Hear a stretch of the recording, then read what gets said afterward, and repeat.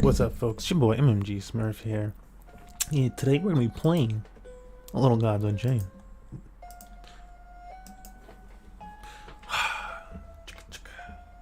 I guess I don't need them. Yeah, got a little distracted at the beginning of this because I need to transfer some tokens from Binance Smart Chain over to the Wax blockchain, and so that we can continue this thing that we're doing here. The first 100 minted ballots are getting a little reward here, Money Match Gaming.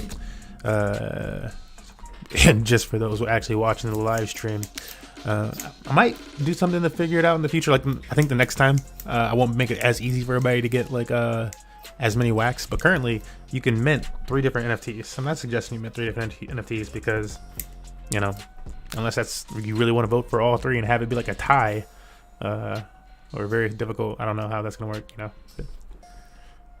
The voting, they're all used for voting, so like you could mint 3 different NFTs, but those each mint is a vote for that thing. But in the future, I think for the next one, I'm probably gonna do, they all just come out normal. There's no backed wax token on the NFT, and then you can use them to mint some of the arcade balls. And I'm not sure if maybe I'll do like the first few people to actually mint them. Like there's only so many arcade balls, like maybe there's like 5 of them that can be like found each time, or maybe 7 or something. I think I'll like go with 7. That's a good number. And yeah, it'll just be like a race to get the first 7, and then everybody else still gets to use them for their use case, but the first 7 get the most bang for their buck. I think that might be fun.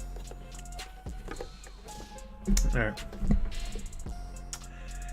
Yeah, we gotta go to the Gods Unchained screen, the specific one for this. This probably actually has a score on it. Let me make sure it doesn't have some wacky score. There we go. Cool.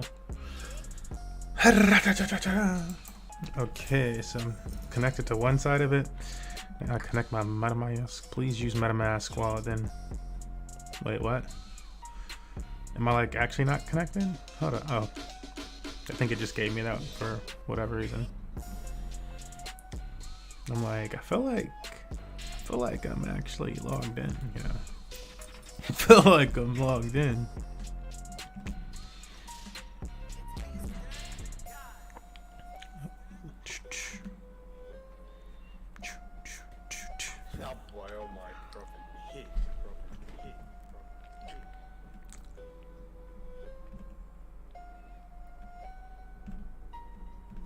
Oh, it's that time. Well, I'm not paying attention. I'm about to get my arse kicked if I keep not paying attention like that. Ooh, not a bad start. Not bad. I would prefer one other like low level, so she doesn't have to give that strength to, you know, she's just gonna hold up, and I have to give her the one strength. Like that's okay. That might be what we have to do.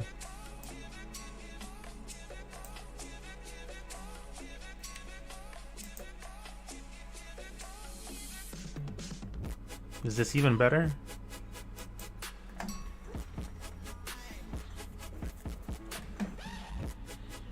Okay, so I think I have to put her down first.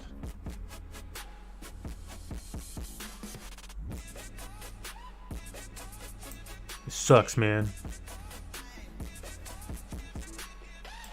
And then you don't want her getting taken out so early and not having a second card out there because they're gonna have that blitz ability, right? Let's go!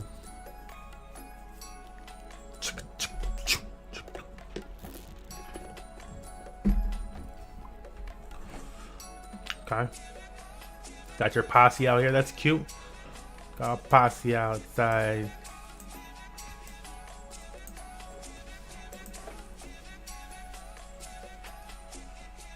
He might have something for all the Vikings that he has in his graveyard or his void. That's what it's called. So you gotta make sure we get that defense up when we can get it up. I'm not trying to fall for no banana in my tailpipe.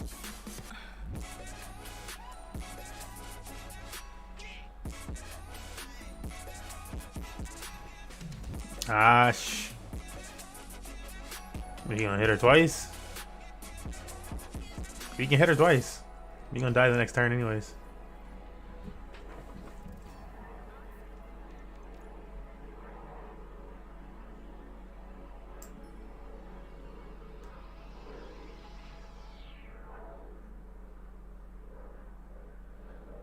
Should it be her? Man, it'd be really nice if I could give her health.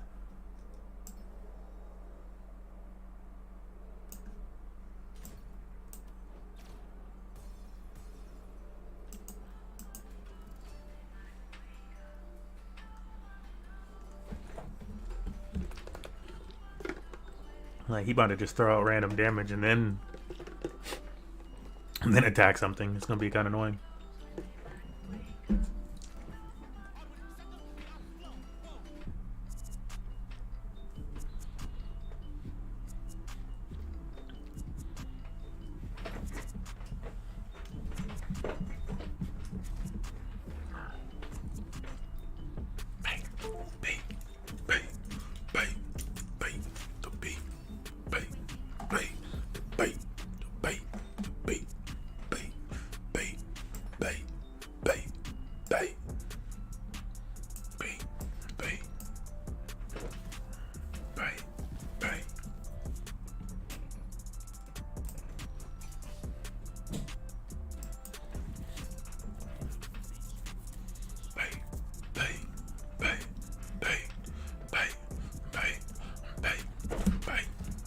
Oh no, she's gonna ruin the show.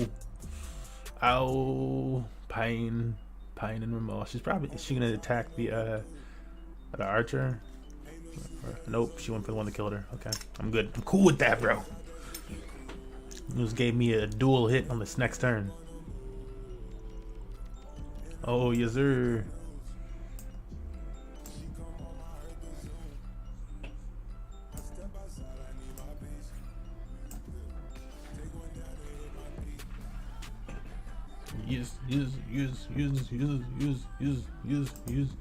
Use. I'm gonna go strength against war deck, man. I'm like, yeah, meet him where he's at, man. He wants those fisticuffs. You give him those fisticuffs, bruh. Overdid my nights.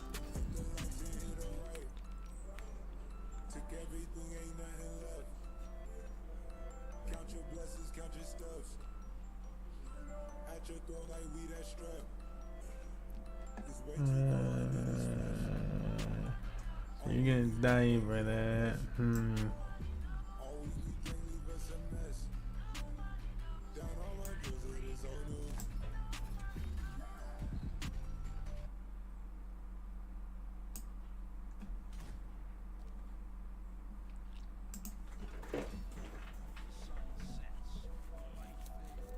It's gonna be real nice when everybody gets that bonus.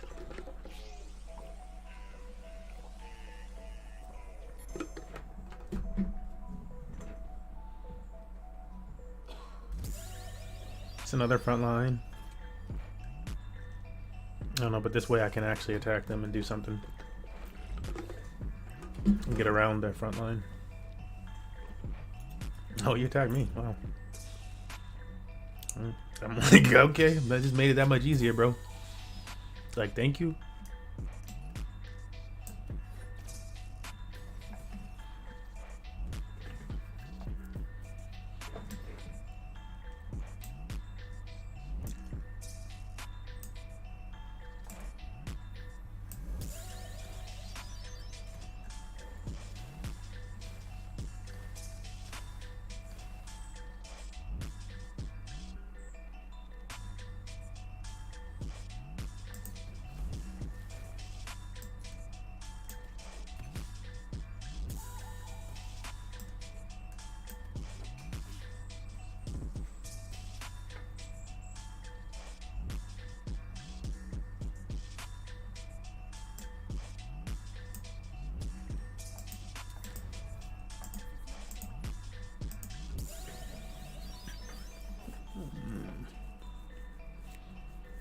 He's got to have something that's like super annoying at the end of his deck, and my deck can just barely handle like a Hellion Elite. Like, I've defeated 1 or 2 thus far with this deck, but we can't be letting it get that late, and it's already getting kind of late. I need to be able to like finish this guy. 5, 6, 7, 8, 9, 10.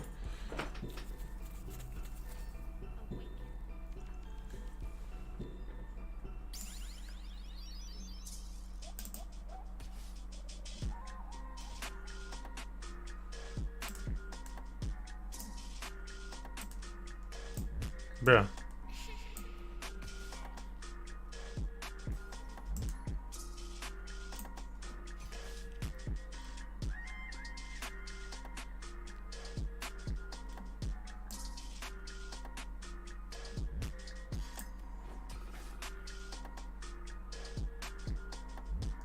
Oh, I guess I'm full anyways. I didn't realize that didn't have any room.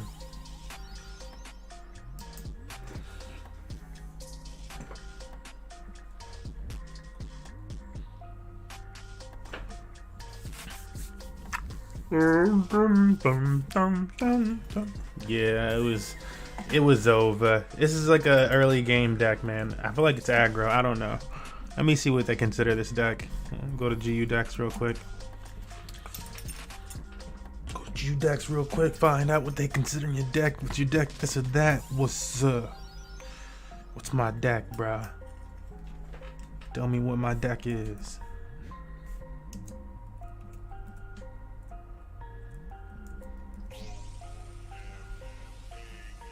Oh, well, I guess it's the wrong section.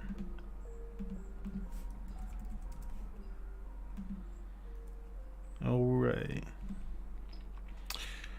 Calling it aggro nature. Yeah, that's good. I was like, I feel like it's aggro. It's pretty early game. I want to have the game wrapped up by 8 mana. Ooh, I can't believe that really just came out. Like, really?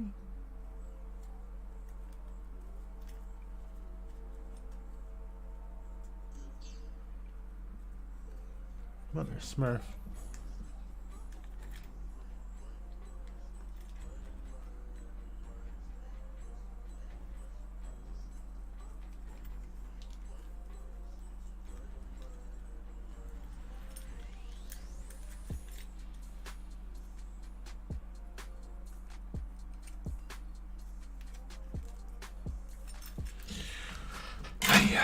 Hiya.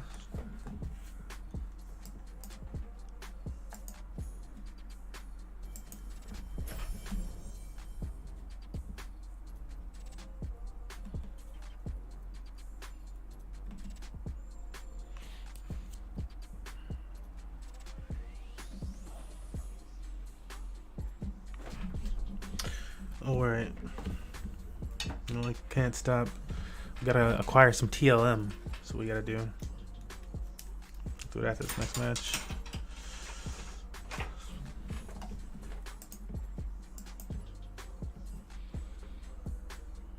This is not bad. This is not bad. I'm not mad at this right here. I think I'm gonna keep it.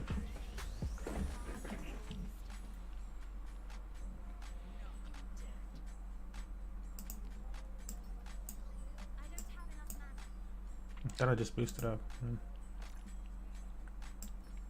No, wow, they were really trying to get me to like didn't have enough mana to lay that card anyway. So I'm like, dude, the lag of that. Why is VV trending? What's up with VV? Let's go.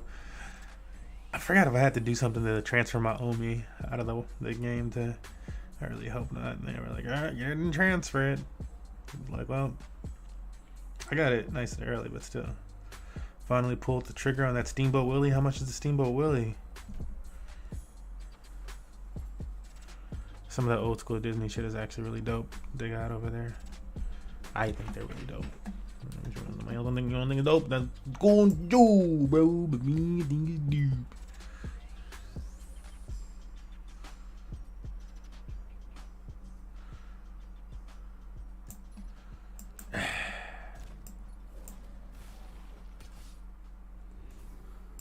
I'm gonna heal up. I'll have one. Boom. Kill him next turn.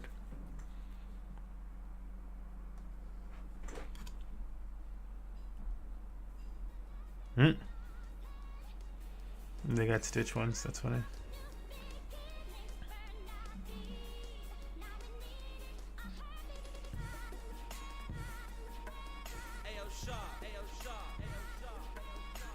Wait, what came out on VV today?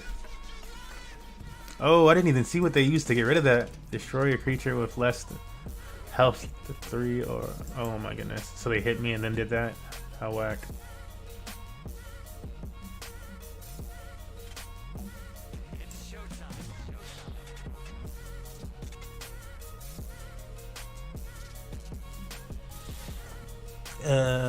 I feel like I should just get rid of it, but I don't want them to come over here and hit me either.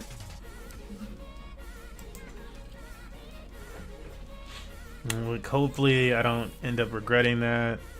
You can't really do anything. You can get rid of that card.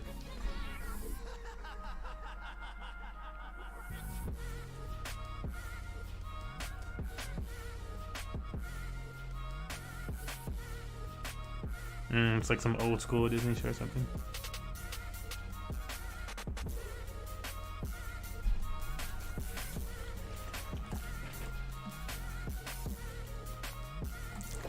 I was expecting this. Oops, you guys can't even see me right now. Hold up. My bad.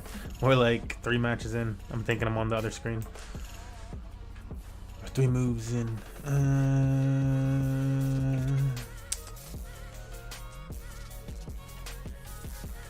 They're not gonna get through that first guy.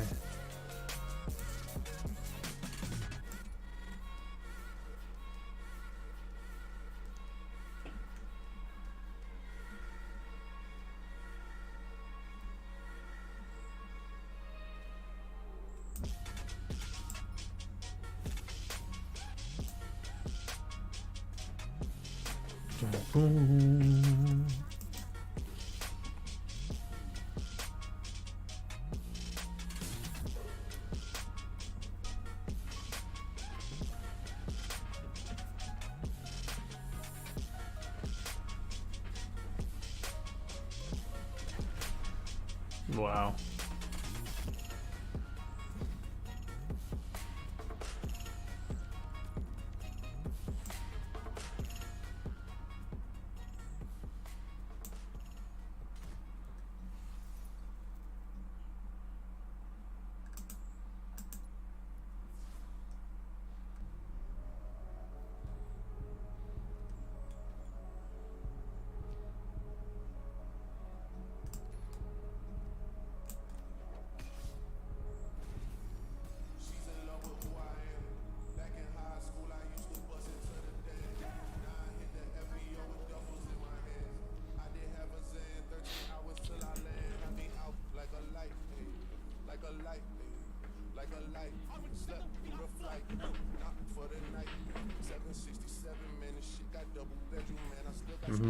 lot of just destroy cards. So I was about to put out this Bark Sworn. Figured they couldn't be affected, but he just wants to stack up these so that he can actually do something against me.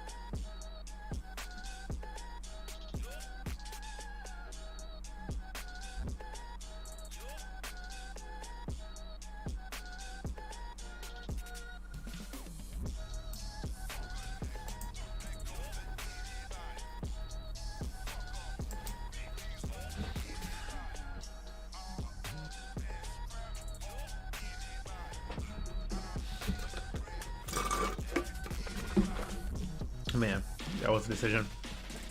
I was like, do I hit him? Or do I let him get through here? Because if he goes through, they're still going to get that heal. And it's going to hurt this creature, which can't come back from that. Oh my god, it's always going to be able to be frenzied.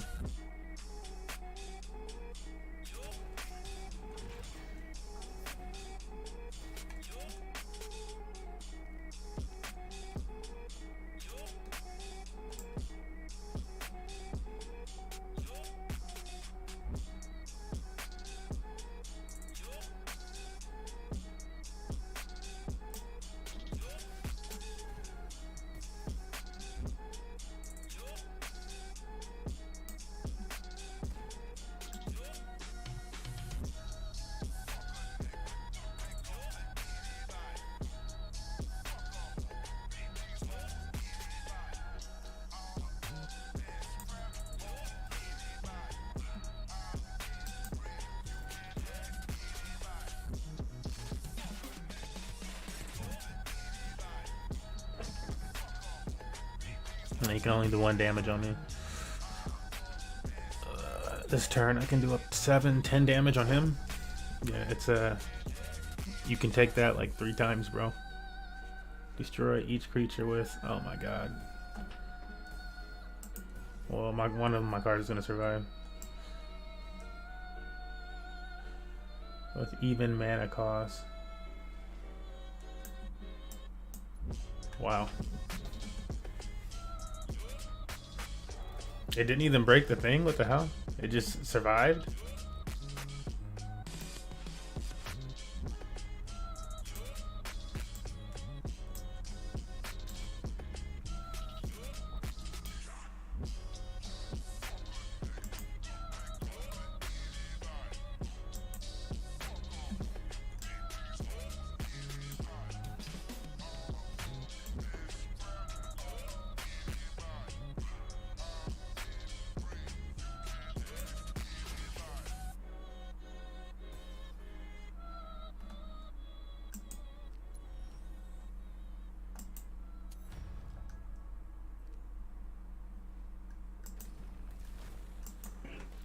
Your reign of terror is over.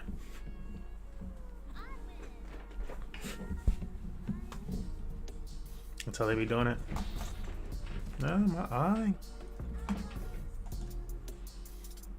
Damn, Gotti. 3, 4, 5. And then I can destroy it here. I might have to lose this card though. Or I could just play him. Forgot about that.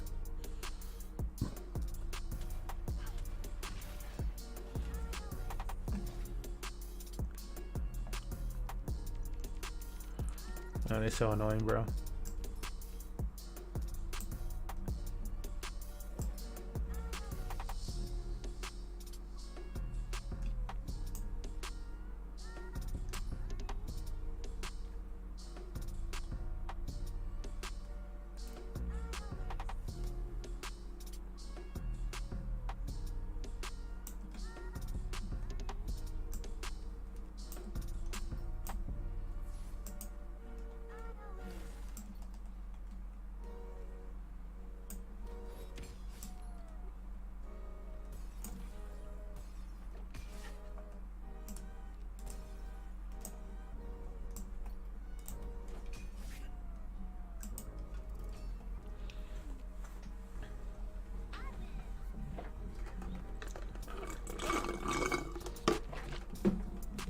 Came from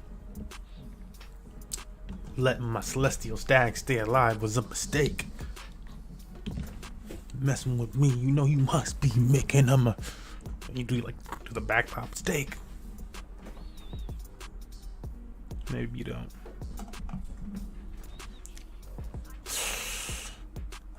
Summon a creature that costs 3 mana or less.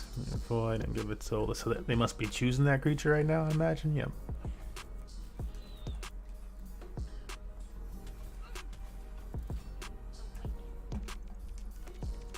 Nah. Of course they did.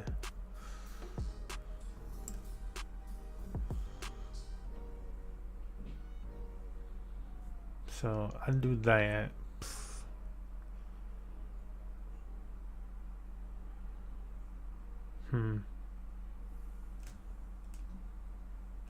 Then I can't play that card.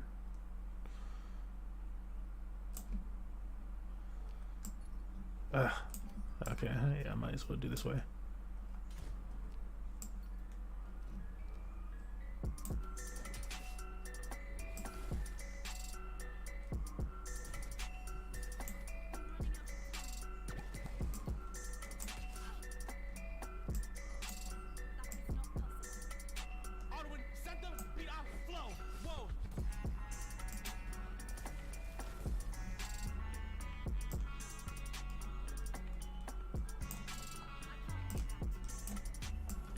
Dude, play the card. Why is it lagging like that?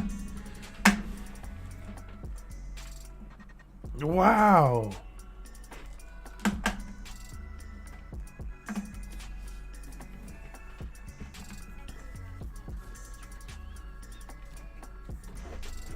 Like, that's so annoying. I should have at least one more out right now so I can do 2 damage.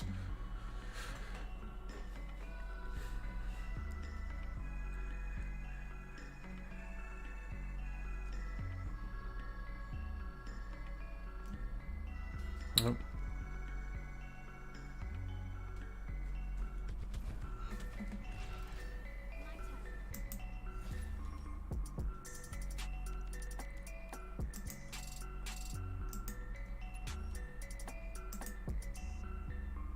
Bro, if they don't stop, what is it doing? Give me that.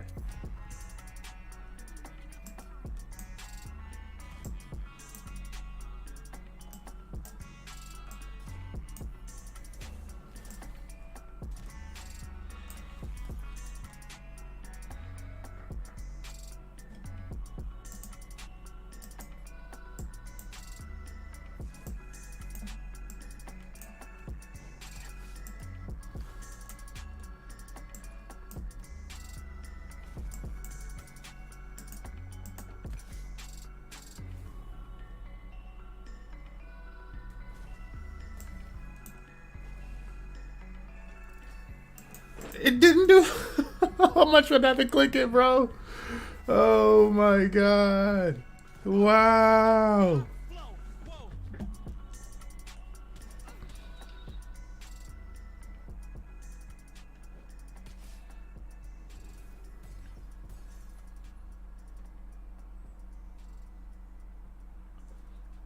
Sorry, her sister's still there. She got mad damage, bro.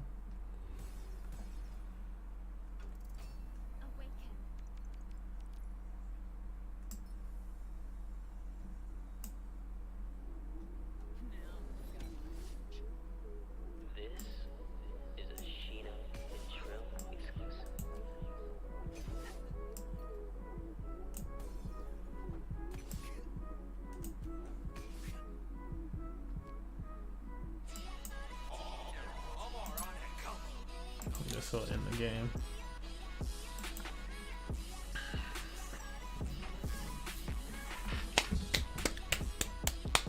They put up a match, bro.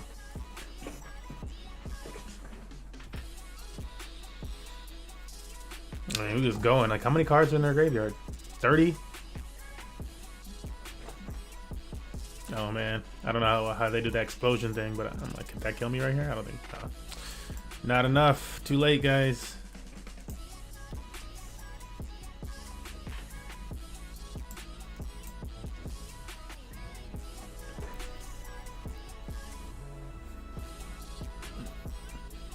We did like well enough that I think I could have taken out all of his zombies that turn too.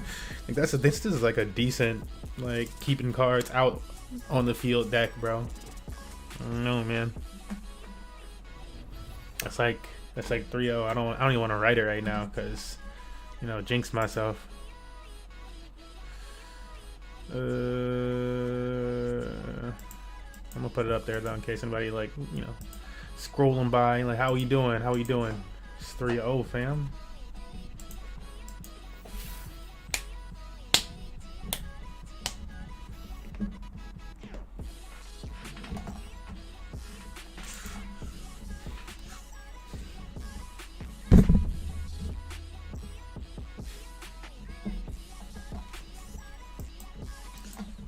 Summer League.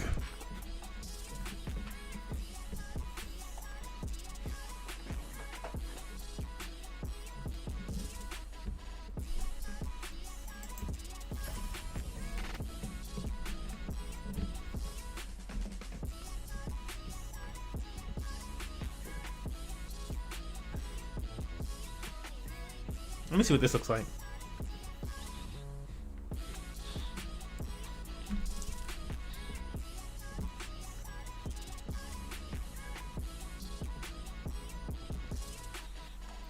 I can't really see the blend. Oh, this is the wrong blend. Hold up. Let me fix that, bro.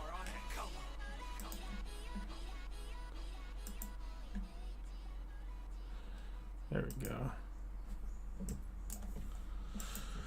It's like it's constantly the wrong blend.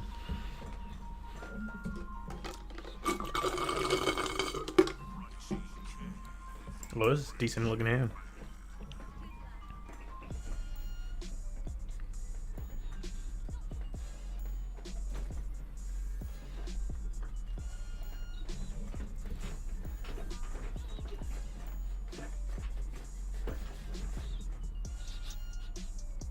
Is that deer poop? Like, smell like straight booby. All right. She don't got regen though. She do. Man. I need like one more set of she can only give it to. She can get any friendly creature, okay. Like one more set of some type of dangerous like ones. But I don't know where I could fit them in the deck. I'm still like, you know, taking stuff out. I don't think it looks bad. Just overlaying the weight screen over this one. I use it for some other games. I used it for Halo and stuff recently, and I kind of like the vibe that it was giving it toward the Summer League thing. And I don't have myself on this screen, obviously, but because it's a test screen, it was made to be more of like a transitional weight screen. How do I reach these keys? Do I just risk it first?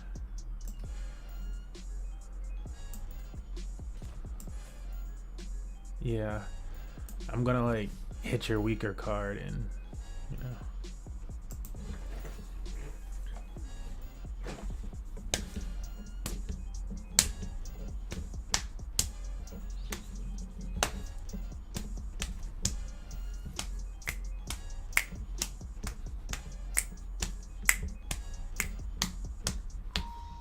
Man, his cards have been hard to kill right now. It's like the reverse of what I got out first at Amazon. I've got none of his in the void. Wow, correct use of the penumbra owler. That hurts. They're going on the offense right now. Silence before the shot. He's thinking. We're about to let him know that he's thinking. Rage. And then an attack.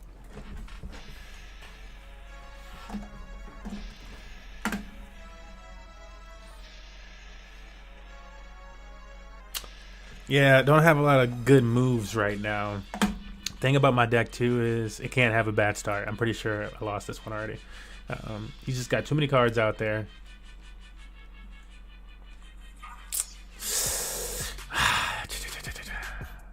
Like I could throw out. There's really. Like, what do you do here? What do you do? Let's see. You can get that zombie. Each player with less than 12 has their set to 12. That might be useful. Do I go for the favor? I'm going with the favor. I'm just gonna cheat on favor. Yeah. Do it anyways.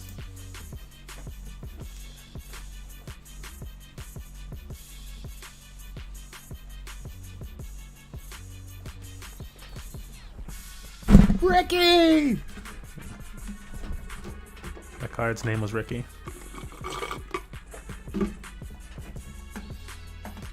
Look, Ricky's like a good dramatic name.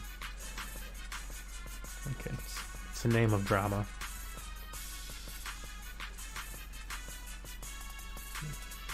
Like, it's not your fault if your name's Ricky. Like, it's just part of you, of who you are.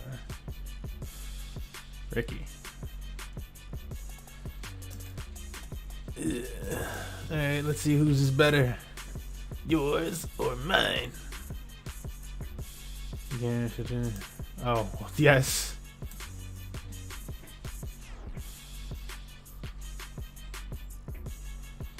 Somebody don't be a bad call.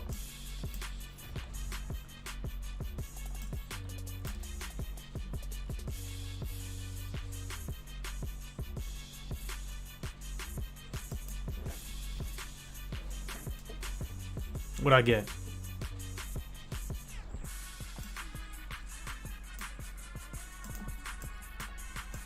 Don't make me waste it! Oh Lord! Oh my goodness! I hate.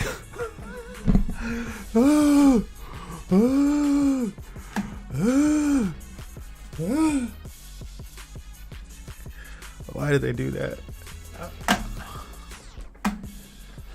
I knew there was a risk. I knew there was a chance they were gonna do that to me, but damn, that hurts. Like, really? So you can lose 2 of these other creatures, or you can go straight at the face damage. All right, try to get the other 2 to hit me. That's cool too. Oh no, you're aggressive. This person is aggressive. All right, you're a little aggressive, champ. Oh, they got a different idea here. They're gonna do 2 damage and get rid of it. Got you. I feel that. I feel that.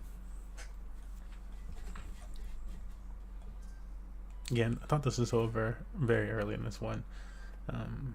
It's hard. It's hard for this deck to, like, when they got that much control. It's like, I don't know if your deck can do well against that. I'm not going to lie to you. Like right now, that mana would be very useful.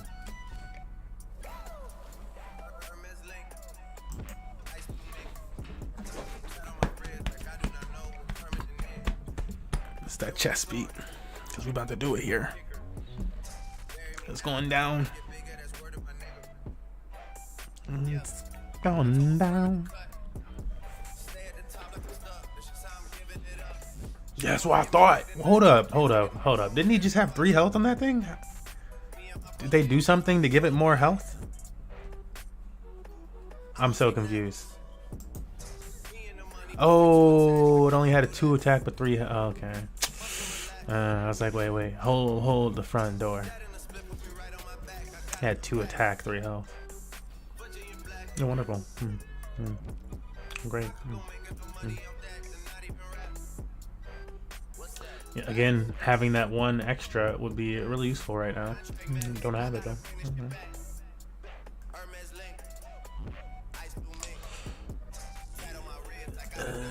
Other friendly creature, so it won't do anything for itself.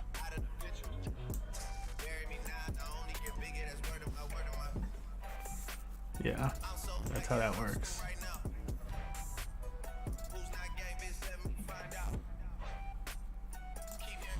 Yeah, and he just has to come out now because I need a card to potentially do damage after they do whatever to get rid of this. Probably have it attack with. They're gonna attack with this thing. It'll heal itself.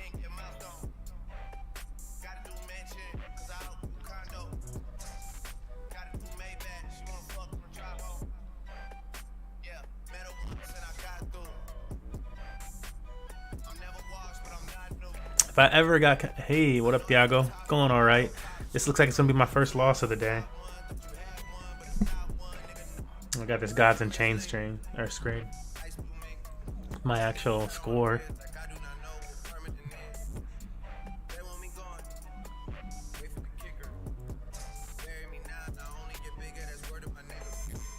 Yeah, my stuff is like lagged up right now. Laggy.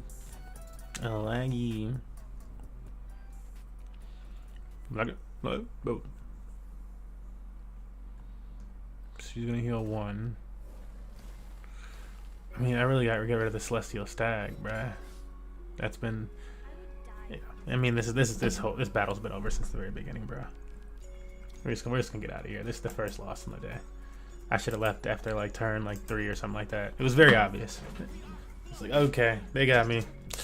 You got like 4 cards out, and I did not get the right starting hand. It seemed like it was gonna be an okay starting hand, but then just nothing happened. He didn't even have to use spells or anything. It just was not the right do.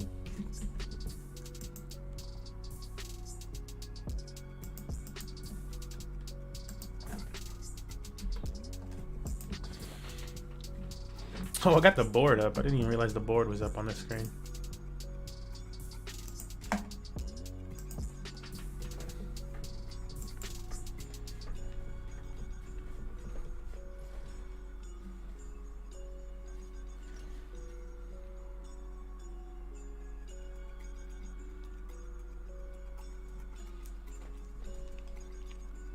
Oh, right.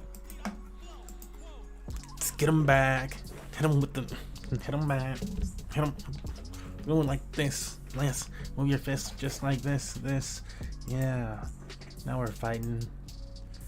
They can't stand our punches. Bruh, they gonna give me every high mana card in the game? Like, what is that about? You don't... Nope, not this turn. Well, you know we could... Nope, not this turn. Alright, this is a good start, though, because these two are gonna be annoying as hell.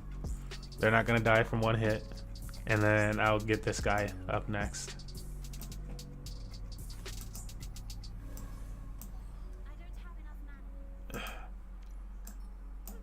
You be pushing for mana and they don't give you mana. You know how that feels? No, I'm not alone there. I'm not.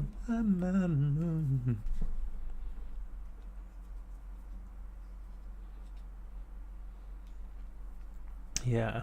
You been playing any weekend games? And if so, how have they been going? I did not think that thing was able to attack me, but it is. Was not planning on that. I'll tell you that much. Was not planning on that thing being able to attack me. Let's put up a front line for him. Yeah. It's gonna die anyways from that, so I really wish I could just attack right there. There's like really no need for me to attack it.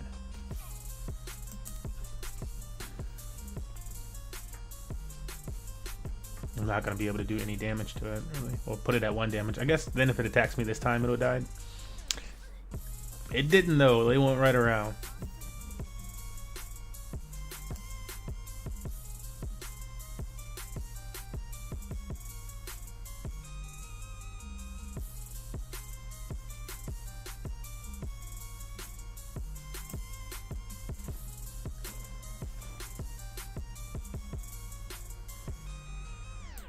Yeah, because now I'm past the amount that I wanted to be at. I can put up another front line if I hold though.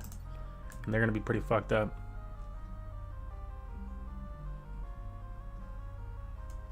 Yeah, let's do it.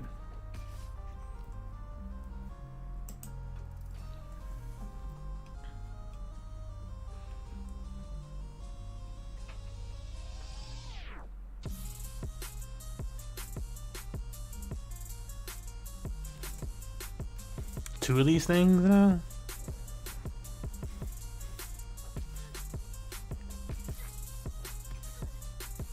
What an annoyance combo.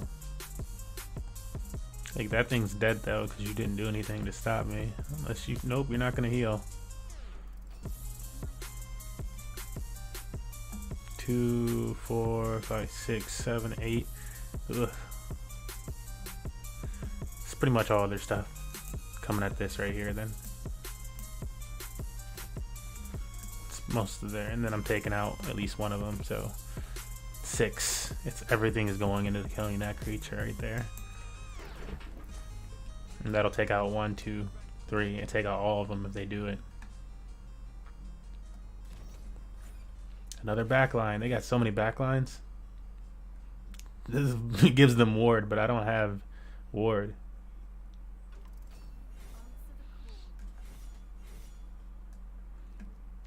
Oh no, it just has ward. Okay, I'm like, wait, I don't have anything that's not gonna help you. Alright, don't want to heal this thing. I think I do. I think that's what I want.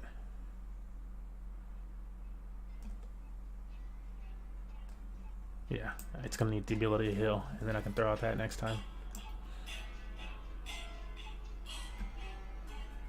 Yeah, I don't need anybody who's that strong out here.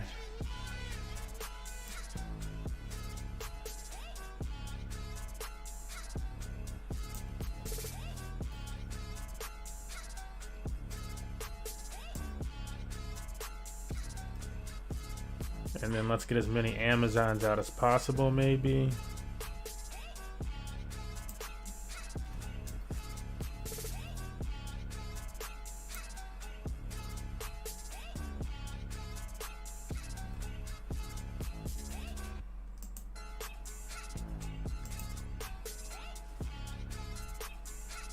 Yeah, I can take backline off of all of his cards. What card did I just lose for that? What did it have her to? Hold up. She had 3 health, no? Fam. I don't know. Let me look at this. It's too far. It didn't go back far enough. Damn it. Like, I could have swore she had 3 health versus this. I'm hitting something with 2.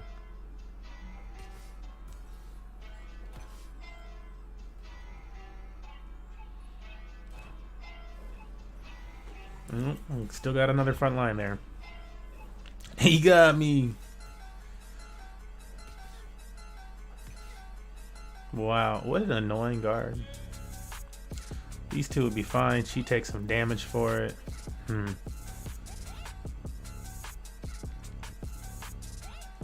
I can lay down this one. Oh, I don't have enough to lay down both, actually.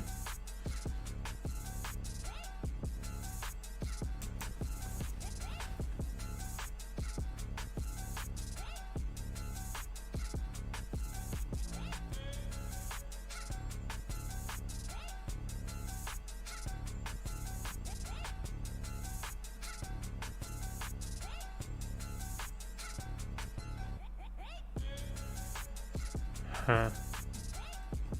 That's a little annoying. I think they're gonna have to kill themselves. Oh, hold up. I gotta kill this card.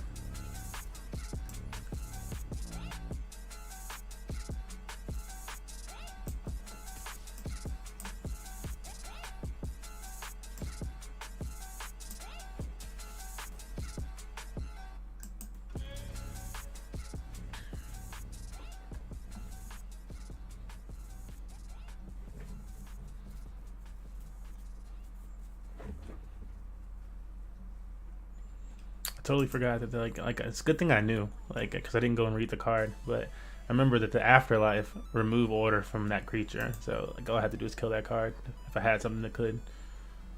He's gonna start dumping damage into them, which is great because they're annoying as all hell.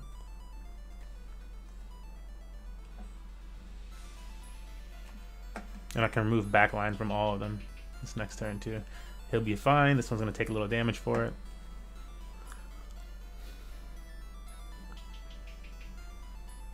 Oh, well, they're tied. This one has armor, though.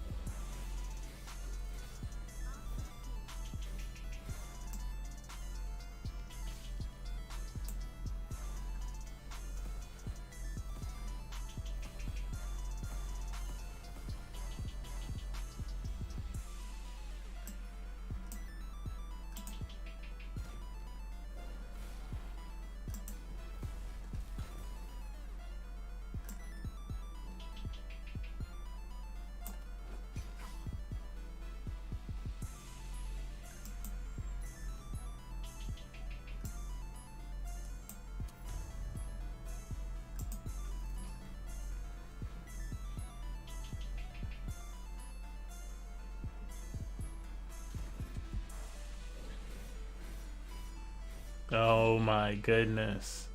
That's game, bro. We're like kind of getting high in mana too. But giving them all 2/2.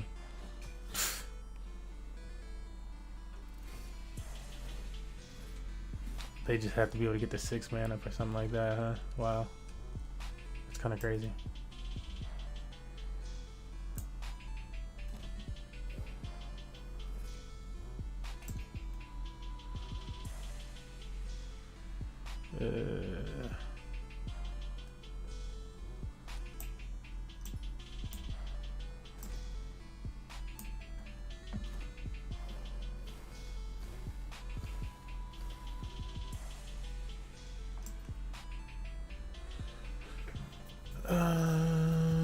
I would survive, but then I would do something.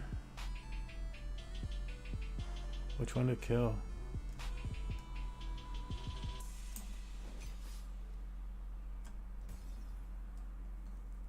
Great. Now not even that one can just attack my front line by itself. You can have her die, or you can die versus that one, or oh, they're gonna kill me the moment they get through this front line now. It's like they got more than enough damage. And he has this card. Jesus, bro. Yeah. This card's like OP right now. I felt like somebody used that against me the other day. I forget what it does. I just remember it being like stupid strong. +3 strength to your weakest creature. Heal each creature, a friendly creature for 3. Dude, both of those are like, what? For 5 mana? For 5 mana? With protected and whatchamacallit? That's like, come on, bro. Who made this? You didn't think that was at all OP? Really? Okay.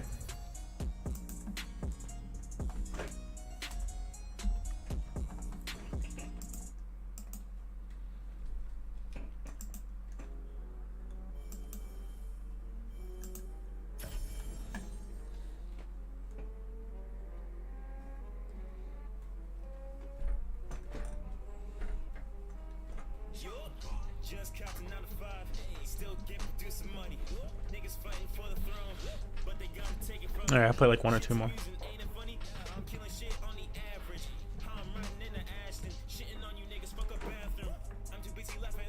That's what I need to do between this one. If they're in this game, I'm gonna transfer that stuff. I should have done it like a long time ago, but now it's been like an hour since I should have transferred it. I got too into the games, man.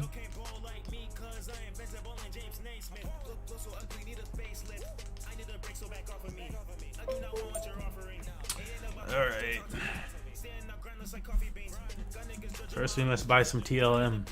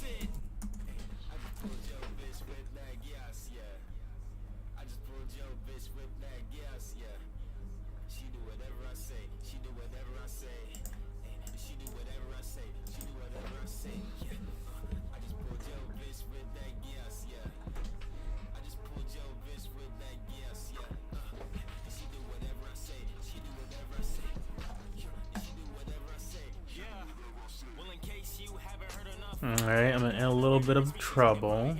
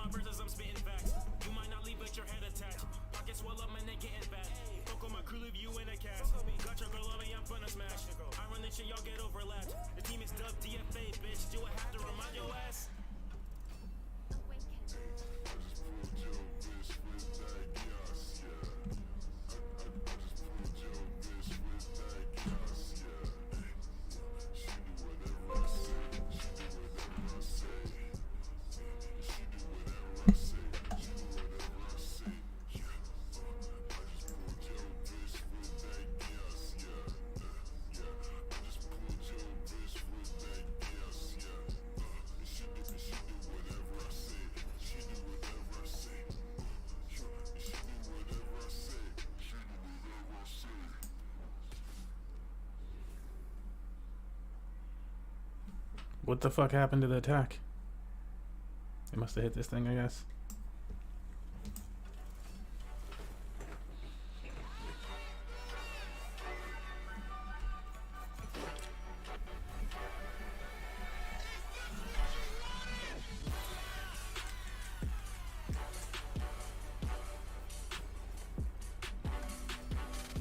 Yo, what? Well, did they take its health down low enough?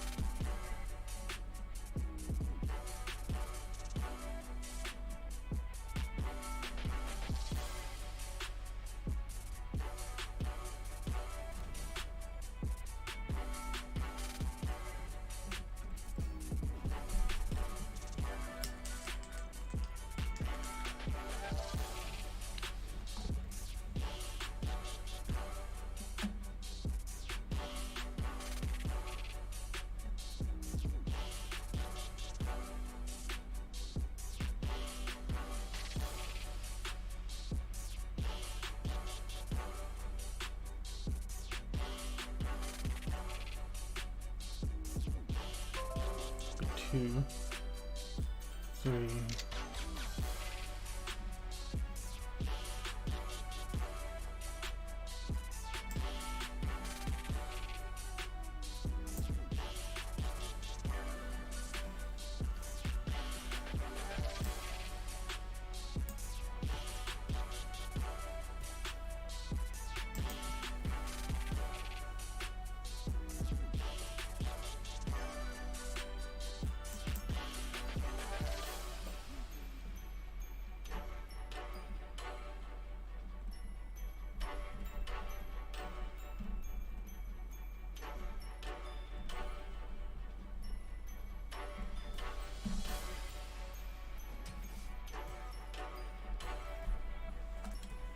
the fuck they just do?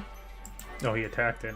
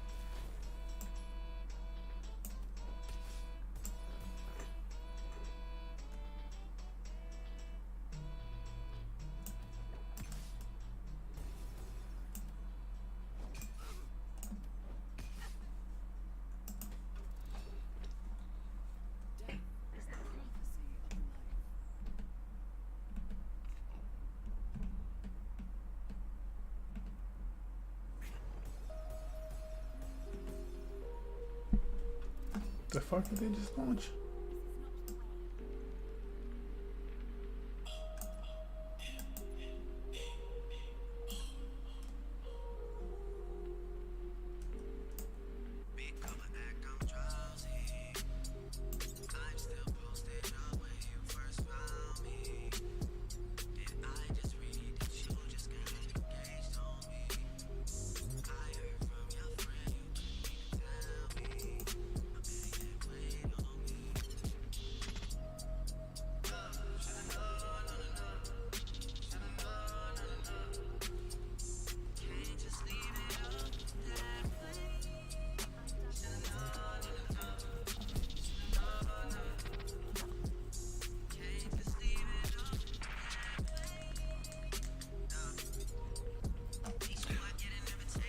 Oh my goodness.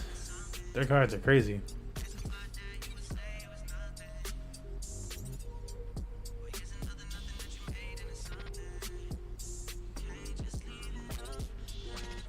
You're gonna use it on that so you can summon a lake, really?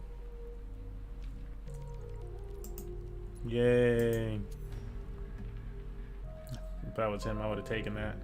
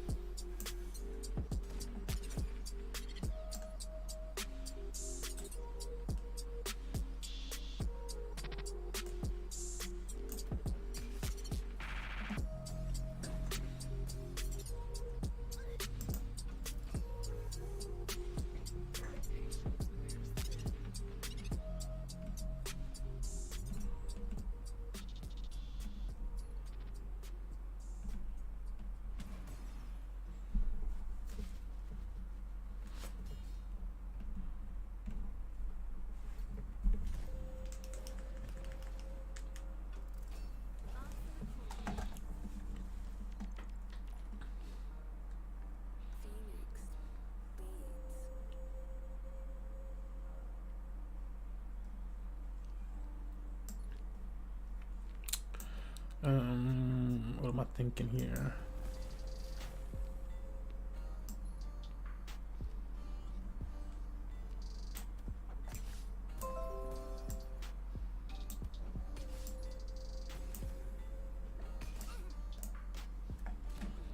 Stu really said, let me put down another one immediately.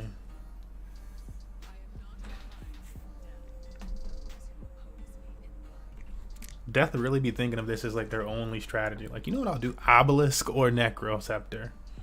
They are like, you know, they're nice little power strategies, but like it just don't get creative. It really very not very often does it get much more creative than that. It's very rare.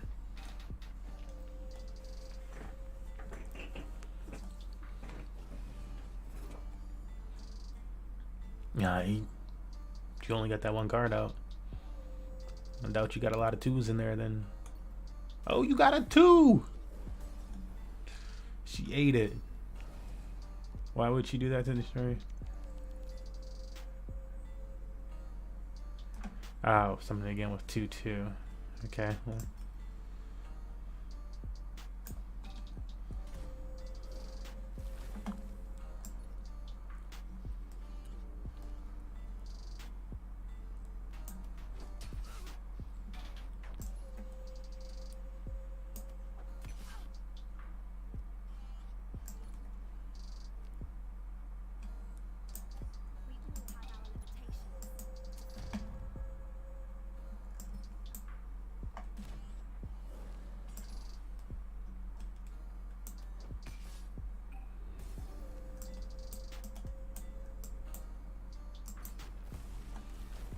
Played that correct.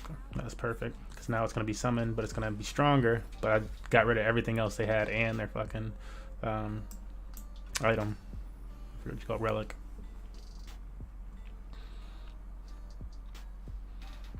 Perfect. Oh no. That thing looked dangerous. I need these two to be able to attack this.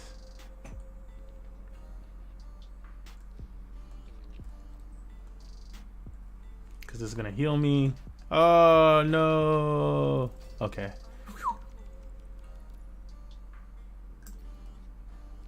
What does this thing do? It's just that part of it that's really... I can't do anything about it right now anyways.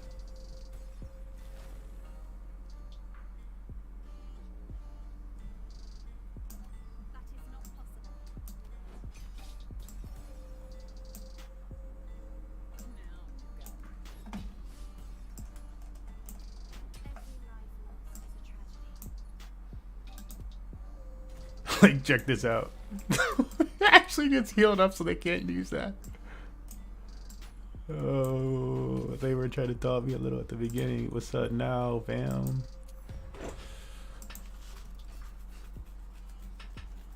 That came so clutchy. Because it's right here. Destroy one creature with 1 health. Oh my god, they're still doing it. What is this one? What is this card? I think they only have 2 mana after using that. Destroy an enemy creature with 6 health or less. 6 or less? Man, like, who says that? It's gonna have to be her.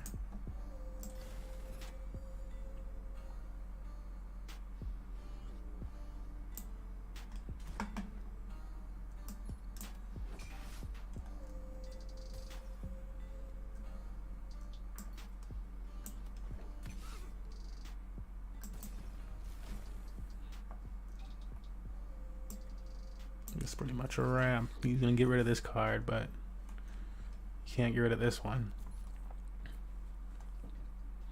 And that means he can only play at 3. I can kill that 3 here.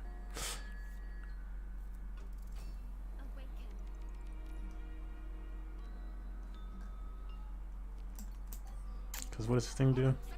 After your god takes damage, this creature, yeah, it's annoying.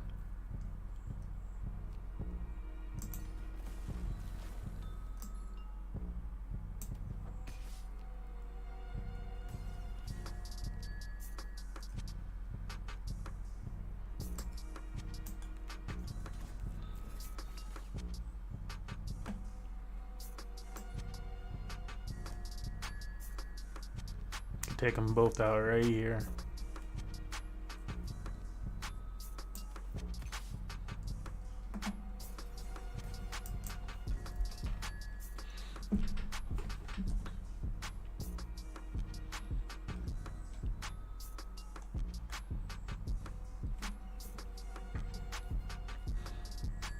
And they lost both for the Necroceptors. I imagine those were like the majority of their strategy, man. 4-3. Wow.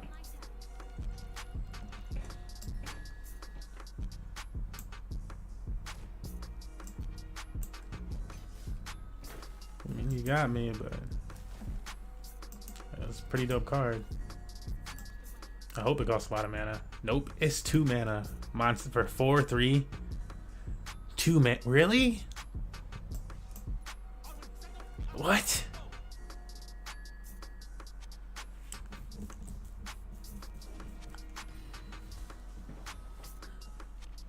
That's not insane for 2 mana. What's the afterlife? I can't see its afterlife. It must have just gotten an afterlife of some sort.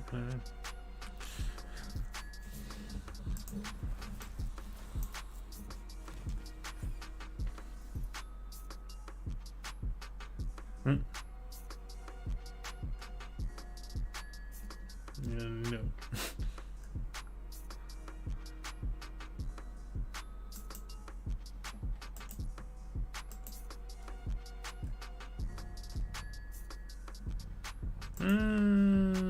Like, I kind of like that one.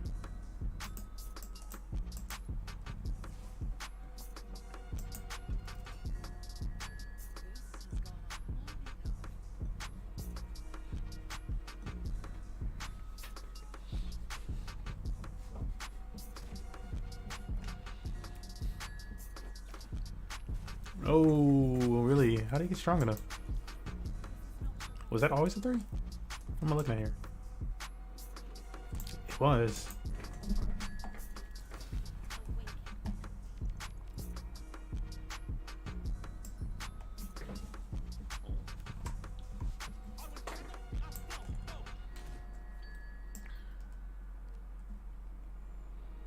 To cancel that out.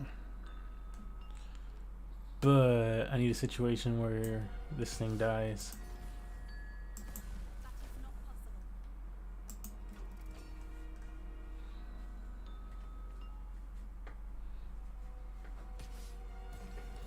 Oh no, then he gets to use that. Shit. I was still gonna be down by this thing anyways. Oh my, the roles have flipped. And then he takes the front line too. What a bastard. Little bitch.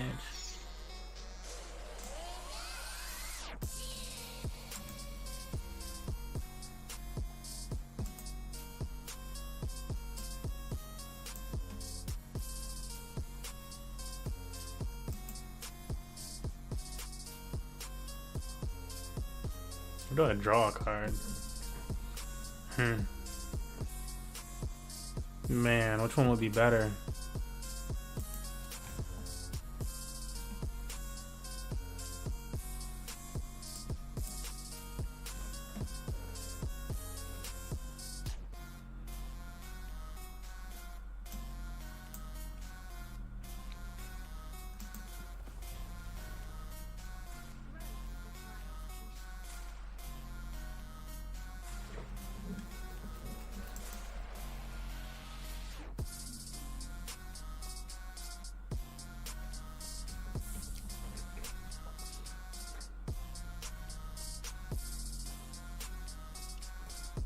Like, all their, like, 2 manas are so ridiculous. That's another 2 mana, I bet.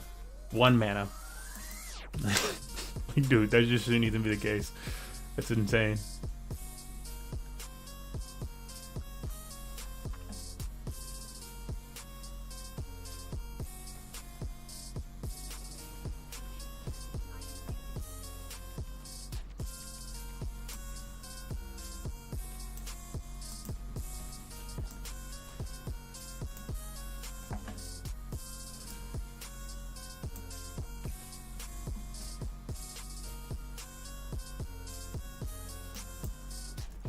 like, well, you're held up for this turn, my boy.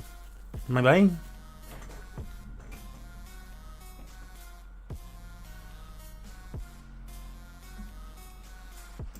Was that like one of his more expensive cards?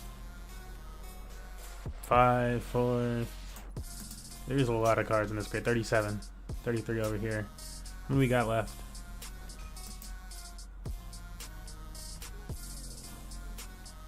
Seven.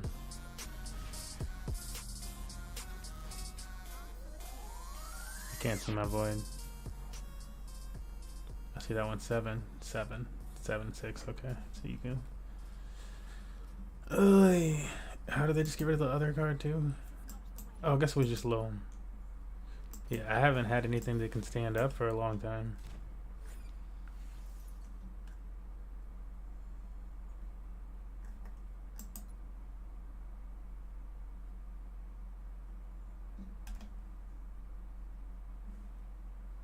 I think it costs 20 something right now though.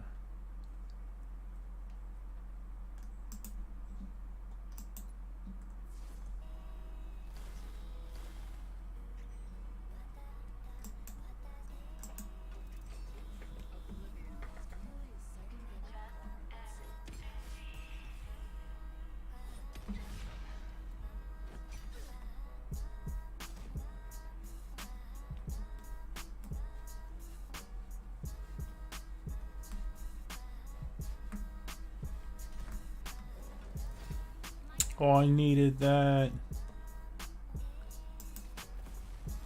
Yeah, man, I haven't gotten like any or maybe I did. Yeah, I'm like, I got that 1/7, but where's like my other Minotaurs, my front lines? Yeah, like I'm not getting the 5s, the 6s. There's another gate somewhere. I feel like there's one of the Amazon border guards that I didn't get. It just, yeah, it's been an interesting selection of cards these last few.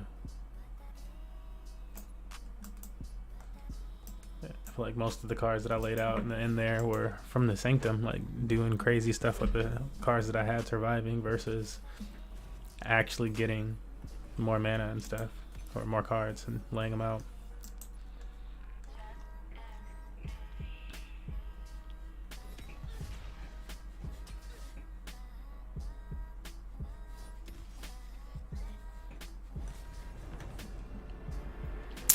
Zam. We just could not get through that wall, or it took us too long to get direct damage on them. And also worried about all that. I should have just let them stack up all those weak ass zombies. It'd be like a nice deck to beat with something like Aspect of Pangolin. If you were like trying to beat that deck specifically. I mean, one of those that just puts that deck that's neutral, neutralizes it. If you got a front line and Aspect. One second, I'll be right back. I can grab something for just a second. Bloop.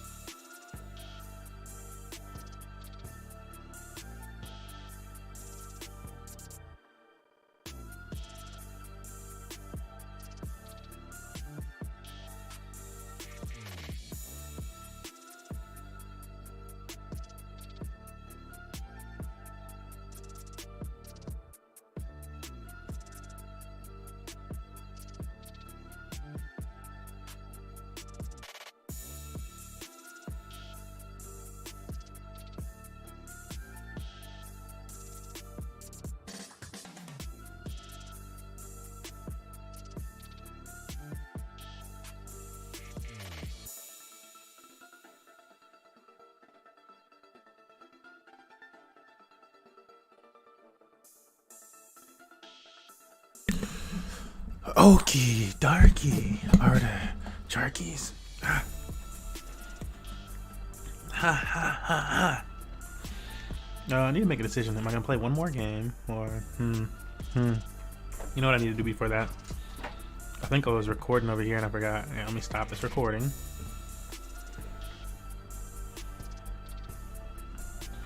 Swap this B&B.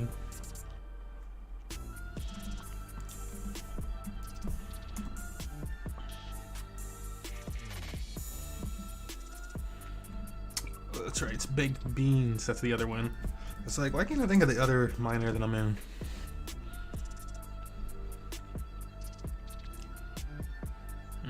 It's not a whole bunch.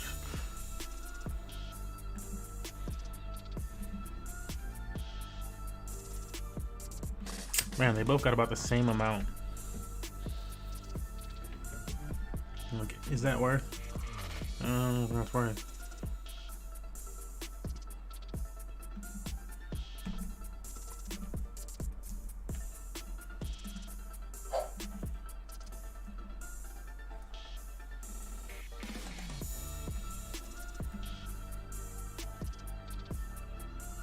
How much is 0.01 BNB? Actually, I could just do this, I guess.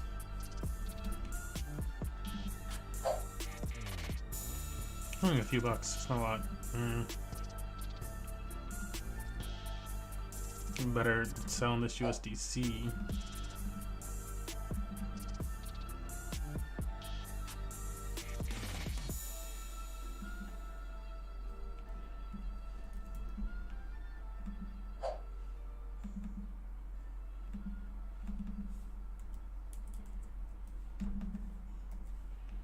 Mine of this into TLN.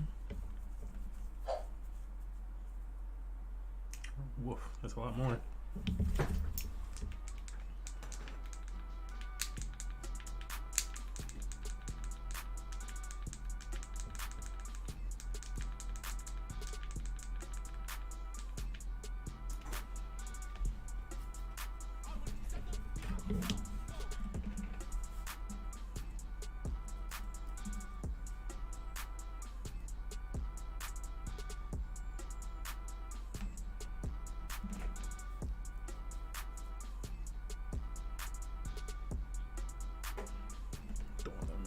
On.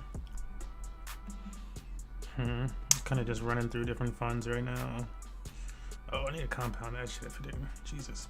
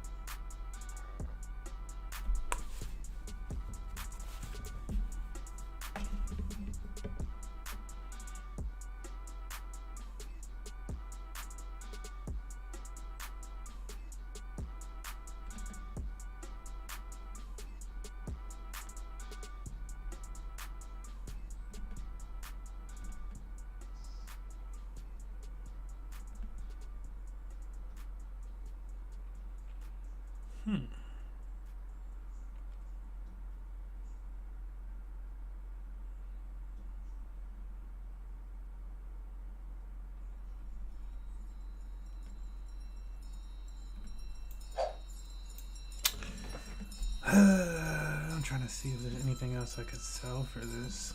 How much has my baby Doge got me in Dogecoin recently? Not a lot, a little tiny bit. Probably need way more.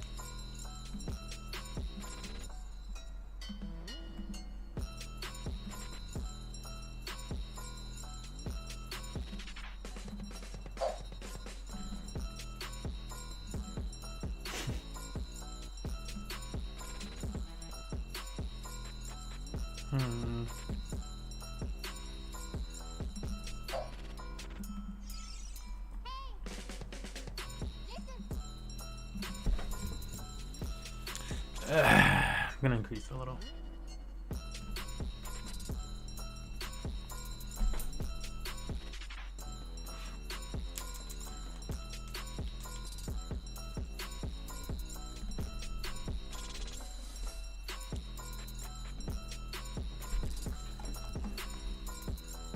Alright, we're almost ready to come back. Do I have to connect both of these again?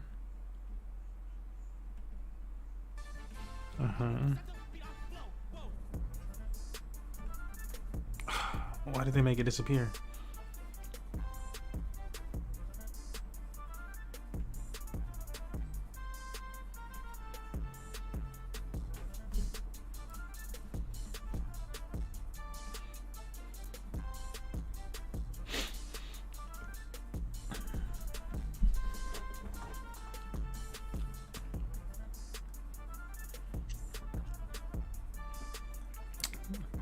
Oh, I'm gonna prove it.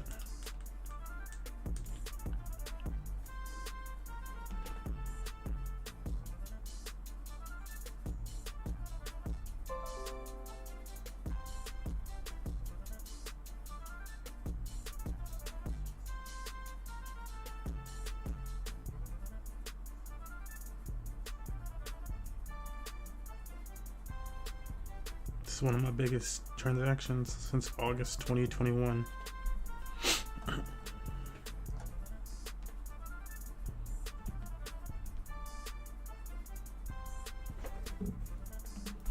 don't know how quickly this works.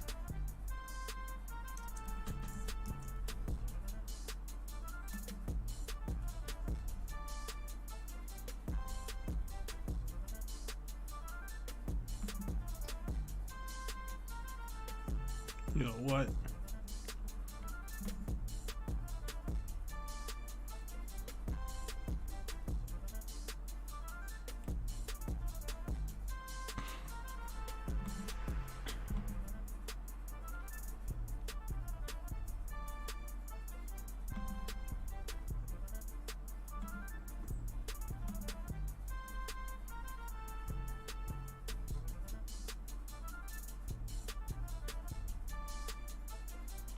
All right, cool.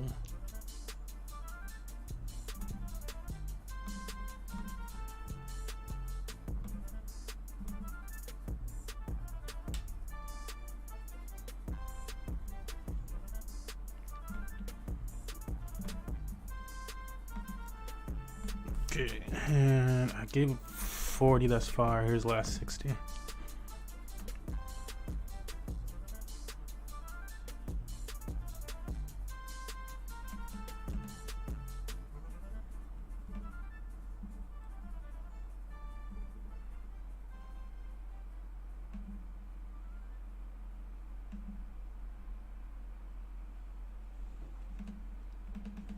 All right, let's get into this next game, our last game. Have there been any more of the DAO NFT? Oh, 4 created today. Yep.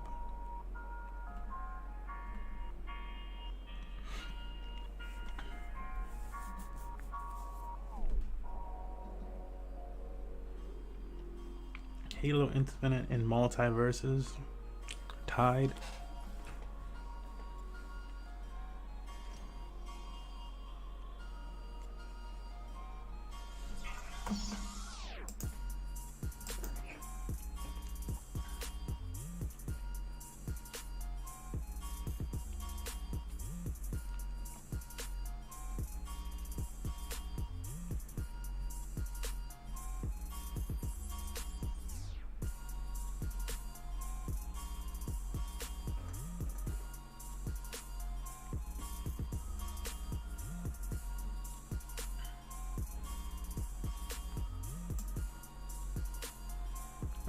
I'm gonna want that out early.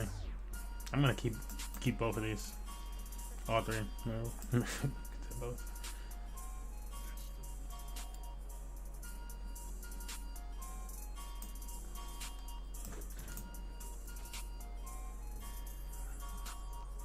So give me a 2v1 if they have a rush this turn. They do.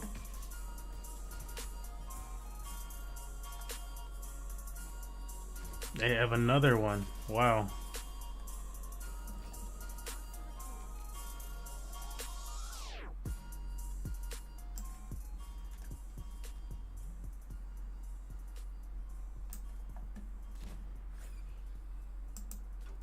What are the odds that the next card is also like, watch it be like the little bar thing or whatever the heck, and then they have a rush and this, which they might. Yep. Like, bruh.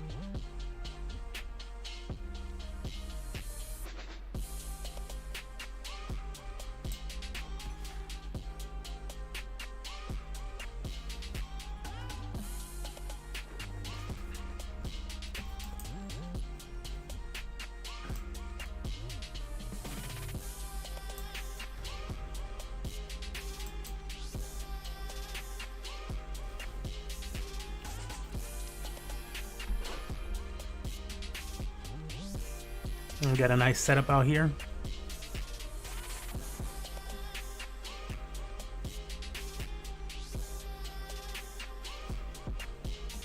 I don't know why he would do that. You're gonna like, yeah, you're gonna die. Like, what are you doing?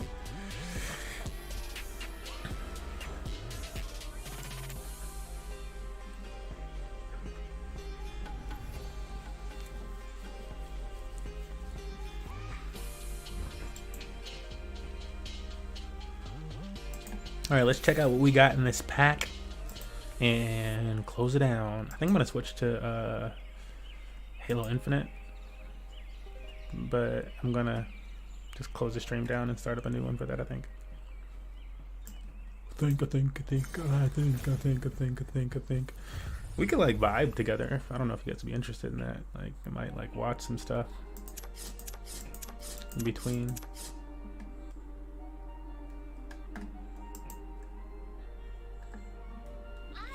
It's a pretty good deck, man. I like the deck. A few things that can make it better would be like some more spells, or let's see, spells, and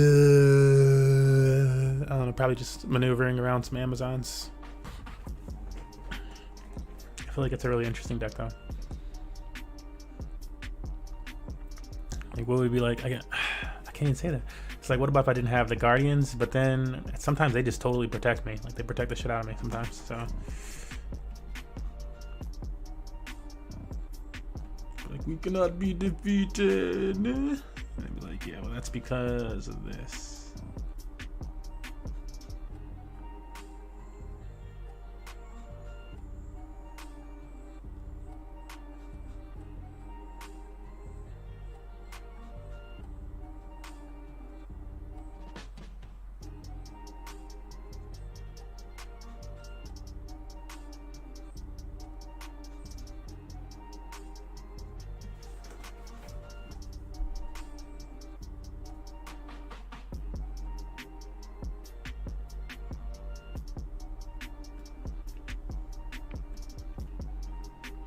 Oh, wait, I want to check on these NFTs real quick. Oh my god, my eyelash just like bent over. Ugh. Long eyelash people issues. Like, what the hell, bro? They just like attack you randomly.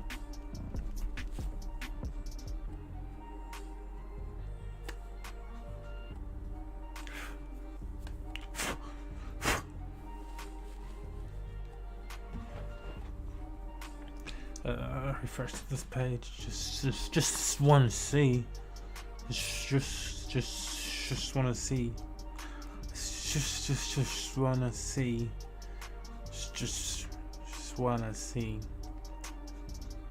I mean, if Halo Infinite and Multiverses were to actually tie, I think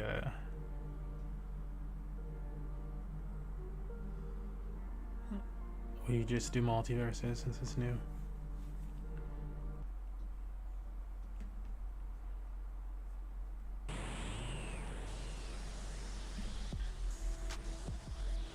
I wonder if anybody has these on the marketplace. I'm like, you're gonna want the ballots too. No ballots on the marketplace. They've probably all been burned at this point, you know, I imagine.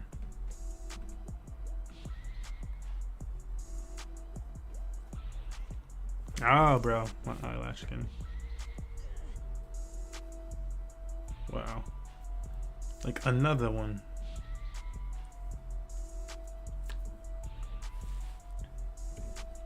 Zero burned, really?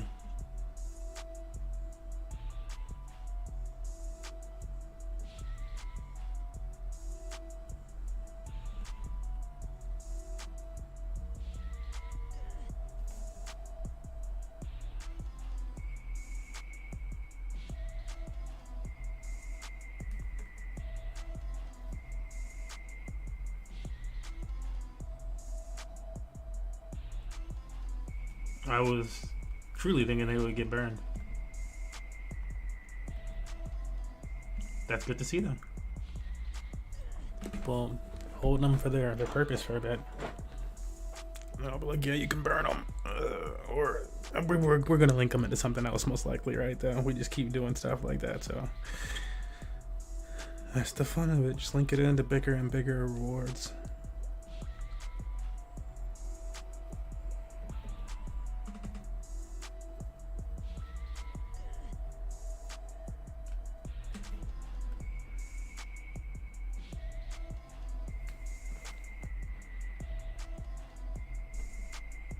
Did I stop recording again? Oh my goodness. I'll be forgetting to stop recording. I'm like, do I play one more? Do we really go on to Halo Infinite right now? Let me see.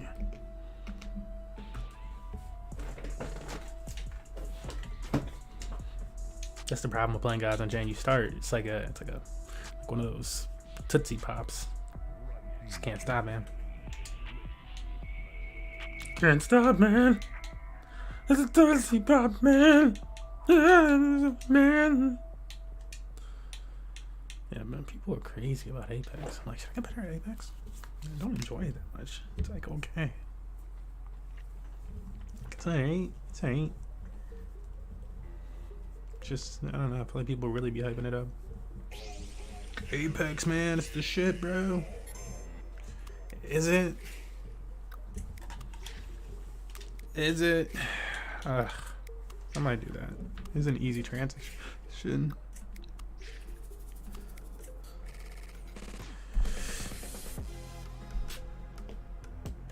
It should be on the wait screen right now. I don't think it is though. Okay, it is.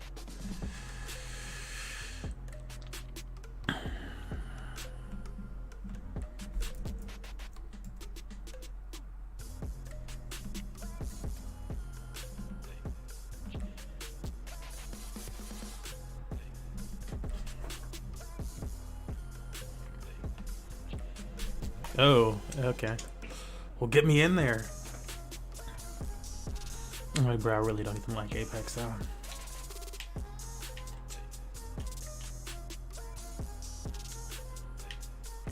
Can you do ranked as solo? I like just never seem to get anything out of playing it, really.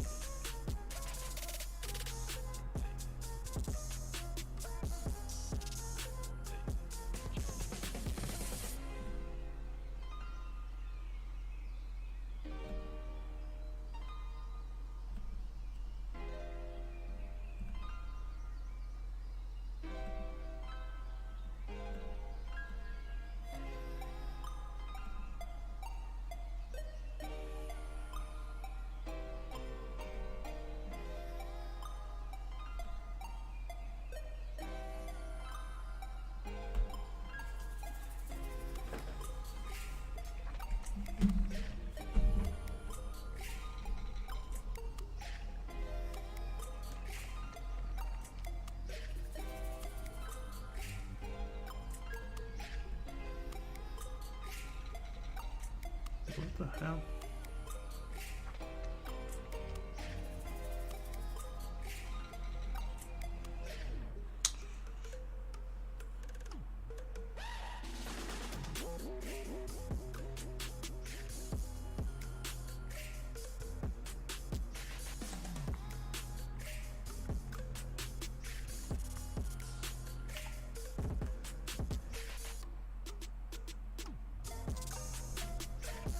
Let me see if there's any good news to gobble up.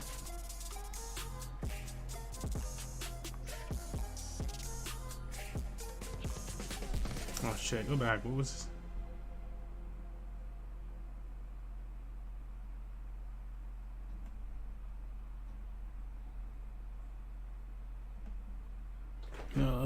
Yeah. We got some stuff we can listen to instead in here. That's what I'm gonna do while we transition.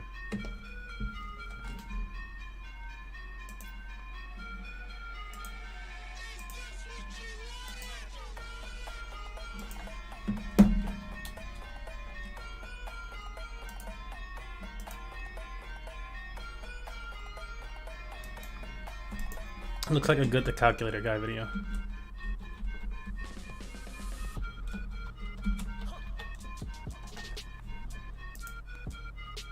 Hello, I'm Steven the Calculator Guy, and today we're going to talk about the difference between neutral and short, and how to achieve neutrality and shortness when you are investing. And then we're going to look at a particularly interesting delta neutral investment that has sort of been all the rage in the farming world for the past couple days. There are a few of them, but I'm not going to talk about all of them. Not in this video, at least. If you want to learn more, hop in the Discord. We're talking about them constantly. So, what is the difference between being neutral and being short? Well, both of them can be done using a money market. Now, a money market is just a borrowing and lending platform. I'm using Aave because it is the largest, and we're going to be talking about the Polygon chain for the investment opportunity later on. Again, not financial advice, but I'm just, what I do at this point if you watch my videos. Okay, so when you borrow an asset, you are immediately neutral on that asset. You are not short. This is one of the biggest misconceptions that I run into when having conversations with people about shorting and being neutral, is that they think the moment you borrow an asset you're short. That is not true. You're missing half of the process to short the asset. Let me give you an example. Let's say that let's say you have a really nice car, right? And I want to borrow it. It's a beautiful classic, I don't know, 1950s Mercury. And I borrow that car from you, and it's worth like, I don't know, $40,000 when I borrow it. And 2 years later, skyrockets in price. Now it's worth $80,000. And you want your car back. Do I have to give you 2 cars back because now it's worth twice as much? No, I just return the car that I borrowed because I was neutral the entire time. I was borrowing the car, and all I have to do is return that car. Now, scenario number 2. Let's say I borrowed the car and sold it immediately for $40,000. 2 years later, it's worth $80,000, and I have to return it. Well, what do? I have to go and pay $80,000 for a car that I sold for $40,000. Now I'm negative $40,000 overall. Bad day, right? That's because I shorted the asset. When you borrow something, you are neutral immediately for $40,000. 2 years back, because now it's worth twice as much? No, I just returned the car that I borrowed because I was neutral the entire time. I was borrowing the car, and all I have to do is return that car. Now, scenario number 2. Let's say I borrowed the car and sold it immediately for $40,000. 2 years later, it's worth $80,000, and I have to return it. Well, what do? I have to go and pay $80,000 for a car that I sold. Alright, yes, I had to go back. I think he's just talking about if you use stable coins on one of these platforms versus like the token. So if it's stable coin, then it's definitely neutral like the entire time. And if you don't sell the stable coin into a token, and so for that to work on one of these markets, I would imagine then that token would have to be what you got back, what you borrowed. So you borrow a token, and then they want that token back, not the dollar amount. So yeah. So what did you deposit to get that borrow? Sold for $40,000. Now I'm negative $40,000 overall. Bad day, right? That's because I shorted the asset. When you borrow something, you are neutral on it. When you borrow something and sell it, you're short on it. That is the major difference. And you can see, because when you borrowed it, you just return it later. And it goes up or down, doesn't really matter. If I borrowed that mercury and then, you know, no one wanted mercuries anymore, the value of that went to $1, would not affect me whatsoever, because I'm just returning it later. No big deal. However, if I borrowed it and sold it and then it went to $1, well, that's great. Just buy it back for $1, keep the $39,999 that I sold it for initially, and I made bank because I shorted it and then it went down. When you short and an asset goes down, you make money. Okay, so practically speaking, here on a money market, if I were to collateralize some USDC and then borrow, let's say, Matic. Where's, oh, there it is. Okay, so collateralize USDC and borrow Matic against it. You are now neutral on the you are now neutral on Matic. Matic goes up, doesn't really matter to you unless you're reaching your liquidation threshold. Matic goes down, doesn't really matter because you borrowed it. All you gotta do is return the car when you're done with it, right? All you have to do is return the Matic when you're done with it. However, if you borrow the Matic and you sell it or sell half of it to farm like a Matic USDC pair, then you are short. The asset goes down. That's good for you because you can buy that half you sold back earlier for a lower price. Matic goes up, your investment's down because now you have to find some capital to buy back the Matic you sold at a higher price. Okay, so let's look at an example of this, maybe two examples. The first one is going to be neutral or relatively neutral. So this is one of the sort of more hot pairs on the market right now. It is ST Matic either through QuickSwap or through Curve. And QuickSwap currently has the Lido boost. The boosts on Beefy don't last forever, so you do want to be aware that this is not not something that will go on in perpetuity, but it is going on right now. That's why the APY is so high. There are a bunch of these. I mean, even Matic X Matic on Balancer, Stake Matic on Balancer. All of these are pretty good, in my opinion, especially since you can neutralize the delta there. So what you could do, again, is collateralize USDC, borrow Matic, and then add the Matic into one of these pairs. ST Matic here, ST Matic here, Matic X Matic here, ST Matic here, and you're probably going to want to check out the historical APY. So I think in the case that he's doing it, what he's saying, I feel like maybe he's missing the step. Is he missing the step? Because like, if you use USDC to borrow Matic, and say let's say $400 worth of USDC, you borrow Matic goes down, then you get your USDC back. In that case, you lost money. But if you started with Matic, let's say it's 200 Matic, and then you trade that Matic into USDC so that you can collateralize it, then you're kind of in a different situation, because you started with 200 Matic and you should still be viewing it, potentially as 200 Matic. Then your goal is to increase those Matic bags. I know that the ST Matic on Balancer has been pretty good. I like that they have moving averages now, which is really cool. 48-hour moving average. I wish they had like a 7-day moving average. I think that would be a little bit more helpful, in my opinion. They have an overall average of 18%. Wonderful, right?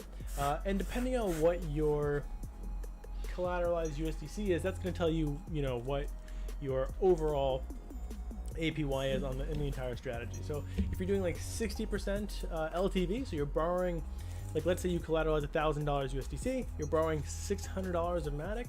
Well, then you're going to be getting 60%. Roughly. You have to account for borrowing and lending rates. You're going to be getting roughly 60% of the APY advertised on Beefy. So 22% here, 60% of that is what, 12? Roughly 12, 13, 14% APY on a delta neutral pair. That's pretty good. Let's say you wanted to neutralize your delta with a perpetual on a centralized exchange. You could look around. I generally look at a few different opportunities. So I'll look at KuCoin, I'll look at MXC, I'll look at Bybit. So for example, KuCoin right now has a funding rate of 0.0004. You want to look at the historical rates there, and let's see, MXC has 0.03%. So both of these shorts are paying longs. Maybe it's better in this case to use Aave, the money market. Again, you can use my perpetual, or you can use my hedgeinator if you are a Patreon or patron, because then you have access to this. You can sort of see, is it better to use a money market or is it better to use a perpetual to hedge your delta? And so, you know, you could use this tool to do that. But that's basically it. So to review, when you are neutral, the change of the asset does not affect you, right? Now, to neutralize delta, generally speaking, you either borrow an asset against your own collateral, so collateralize Aave, borrow the Matic, now you're neutral Matic, or you short an equal amount that you long. So let's say that I long collateralize Aave, borrow an asset against your own collateral, so collateralize Aave. So collateralize Aave, and then you said borrow Matic.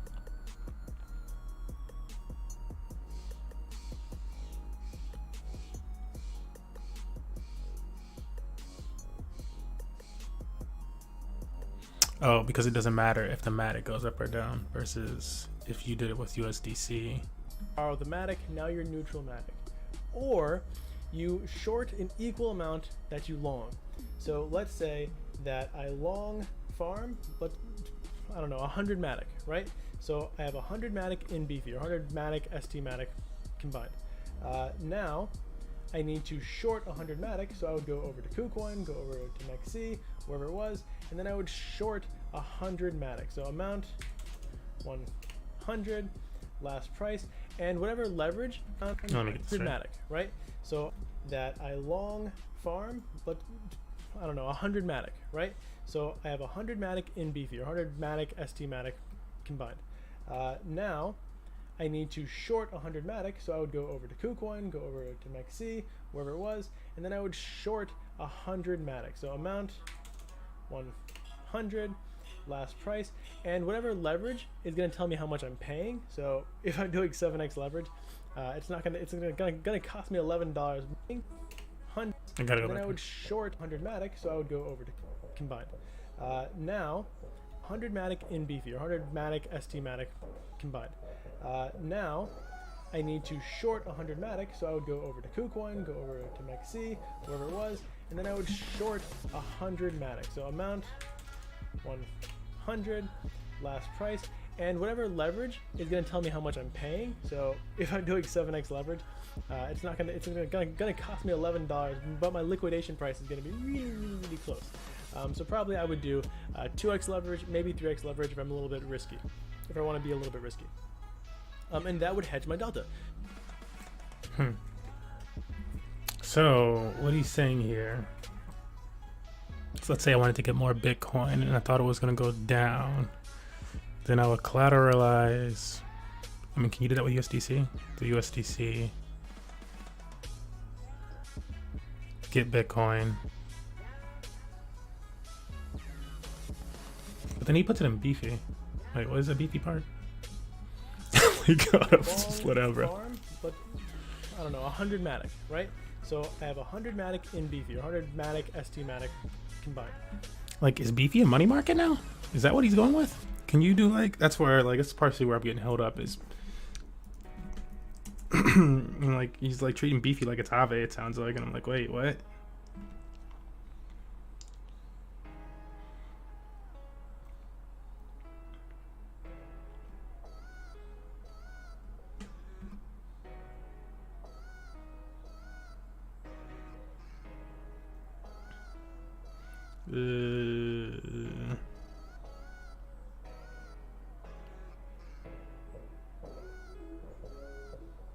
Vaults, all vaults, my vaults.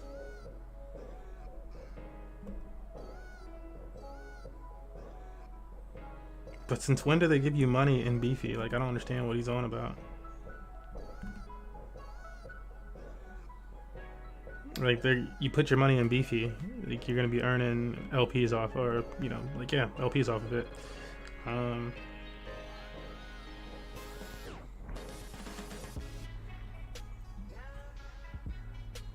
Section of Beefy is he in, bro?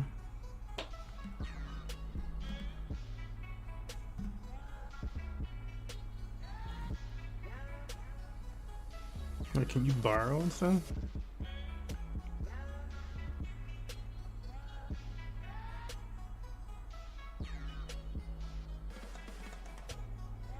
He's literally suggesting a different type of situation.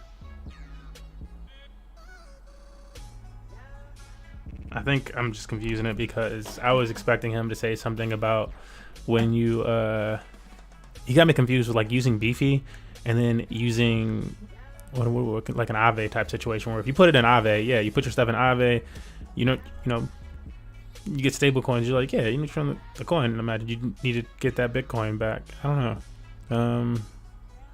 But then he said you would borrow that token. So I guess was he imagining you borrowing back up that much Bitcoin? If it was Bitcoin, or is he just saying you just put the money in there?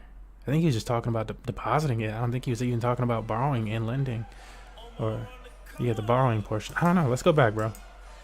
You confused me a little bit with that. Bad day, right? That's because I shorted the asset. 1950s Mercury. And I borrowed that car from you. I've been having conversations with people about shorting and being neutral, is that they think the moment you borrow an asset, you're short. That is not true. You're missing half of the process. The moment you borrow an asset, you're short. Yeah, because like I don't understand how that would make you short on the asset if you borrowed the asset.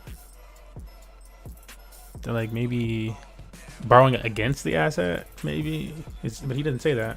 I think the moment you borrow an asset, you're short. That is not true. You're missing half of the process to short the asset. Let me give you an example. Let's say that let's say you have a really nice car, right? And I want to borrow it. It's a beautiful, classic, I don't know, 1950s Mercury. This sounds like a good one. And I borrow that car from you. And it's worth like, I don't know, $40,000 when I borrow it.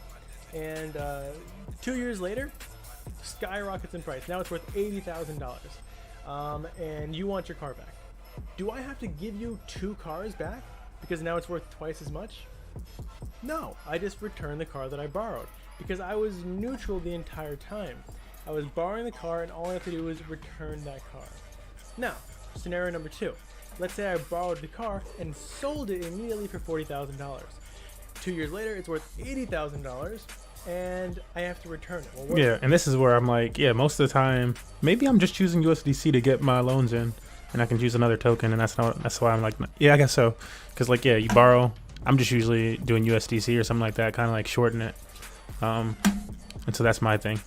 What do? I have to go and pay $80,000 for a car that I sold for $40,000. Now I'm negative $40,000 overall.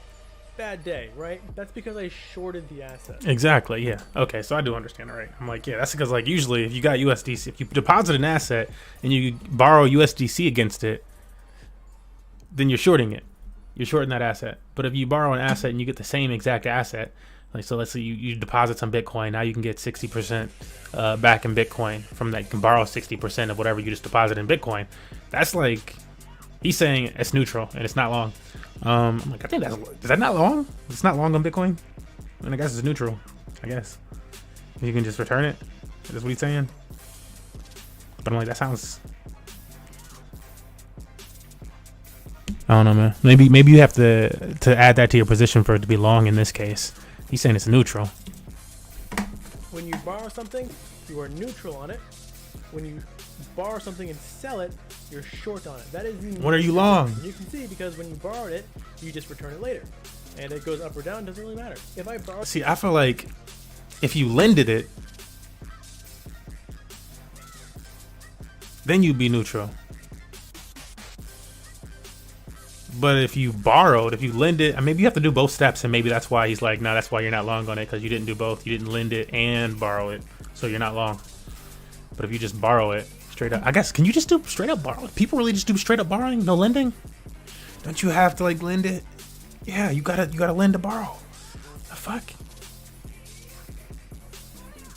borrowed that Mercury, and then no one wanted Mercuries anymore. The value of that went to $1. Oh, I'm just seeing that as like bullish, like long. I'm just returning it later. No big deal. Doesn't really matter to you. Okay, I think I got his name anyway. Hi, I'm Steven, the calculator guy, and today I'm going to give me the information.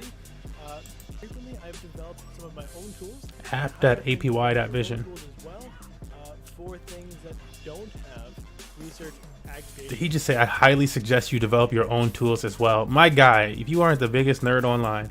So like APY Vision, Coindex, and Beefy aggregate a ton of opportunities, and they do it really well, and I love that. They don't do leverage farm aggregation. So Let me put this in my tools list. With the help of some people in the Discord. Alright, so let's dive in. One thing that I really like about APY Vision is that you can search by pair. So if you type in Matic and USDC, let's say I'm looking for an L1 stable pair, and I got such a long list of like different DeFi tools now, bro. Let me see how long this list is.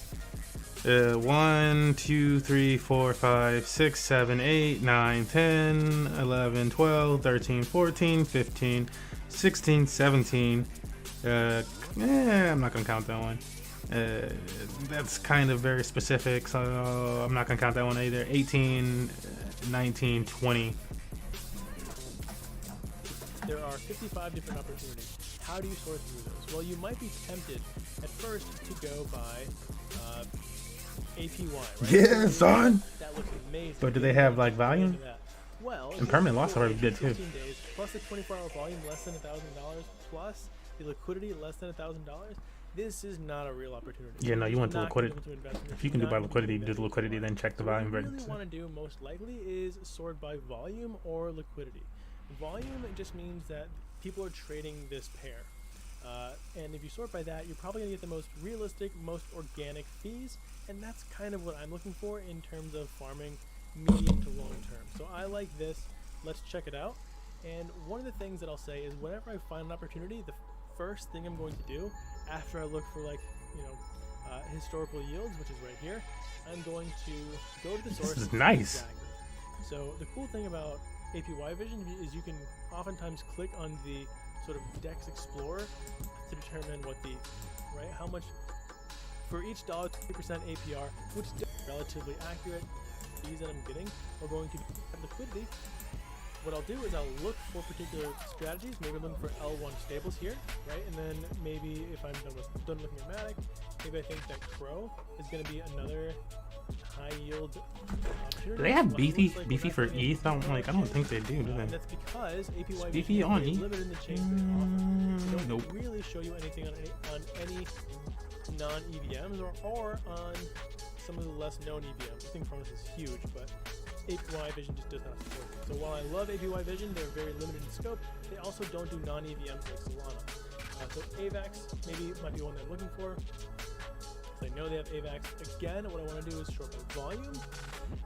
And looking at the APYs, okay, 24%, that's pretty good, 31%. These are good. Where is it? Trader Joe, Pangolin, the usual suspects, right? At this point, with my frequency of research, I sort of know what to expect and what's going to pop up here.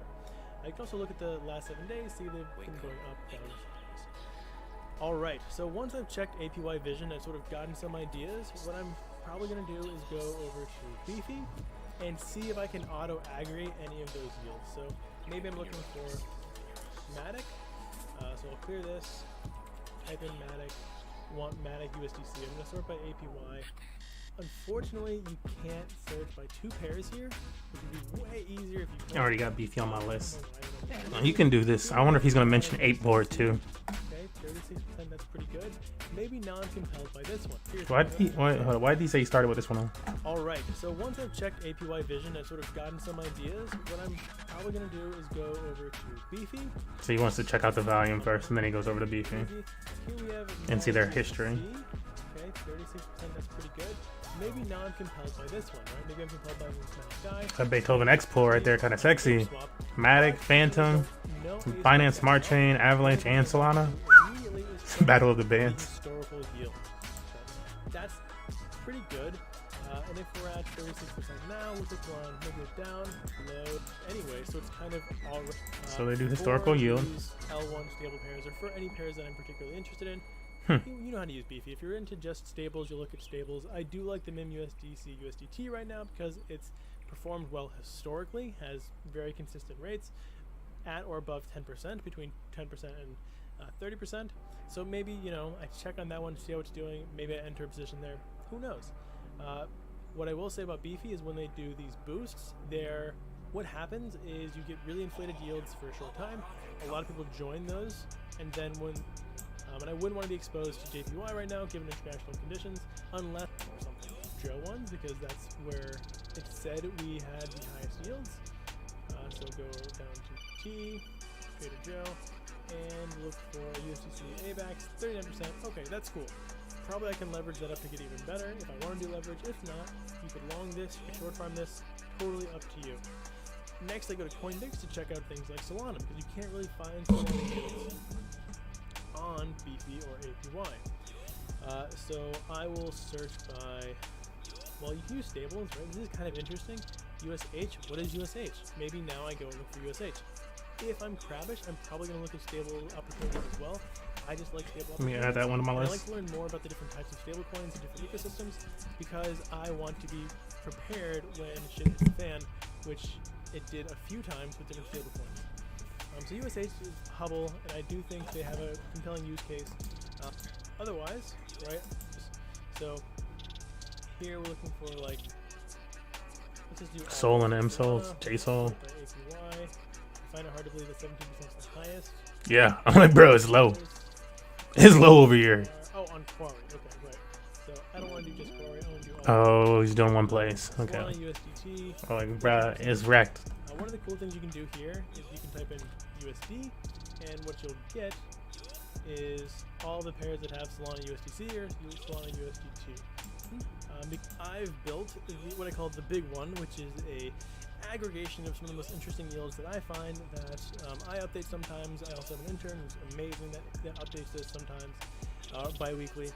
And so on this tab right here, which is the blue chip leverage farms, BCLF, I have sort of my favorite leverage farm opportunities that I can short farm if I want to, or that I can just leverage farm or pseudo neutral farm if I want to. And we'll see that the yields are much higher here, and they're also relatively consistent. And I know that like AVAX pairs right now have been doing over 100% for months. So maybe these are something that I want to do some delta hedging and farming with. But maybe I want to do that with Phantom. But you really and then a list of their L1 if you wanted them, or if you're interested in TA and you don't really want to pay the $25 a month for right, there's a free portion of the Discord bunch channel. Now he's just selling. That was interesting. Oh, let me go back and give him a like. Hi, I'm Steven, the Calculator Guy, and today I'm going to walk you through my workflow on how I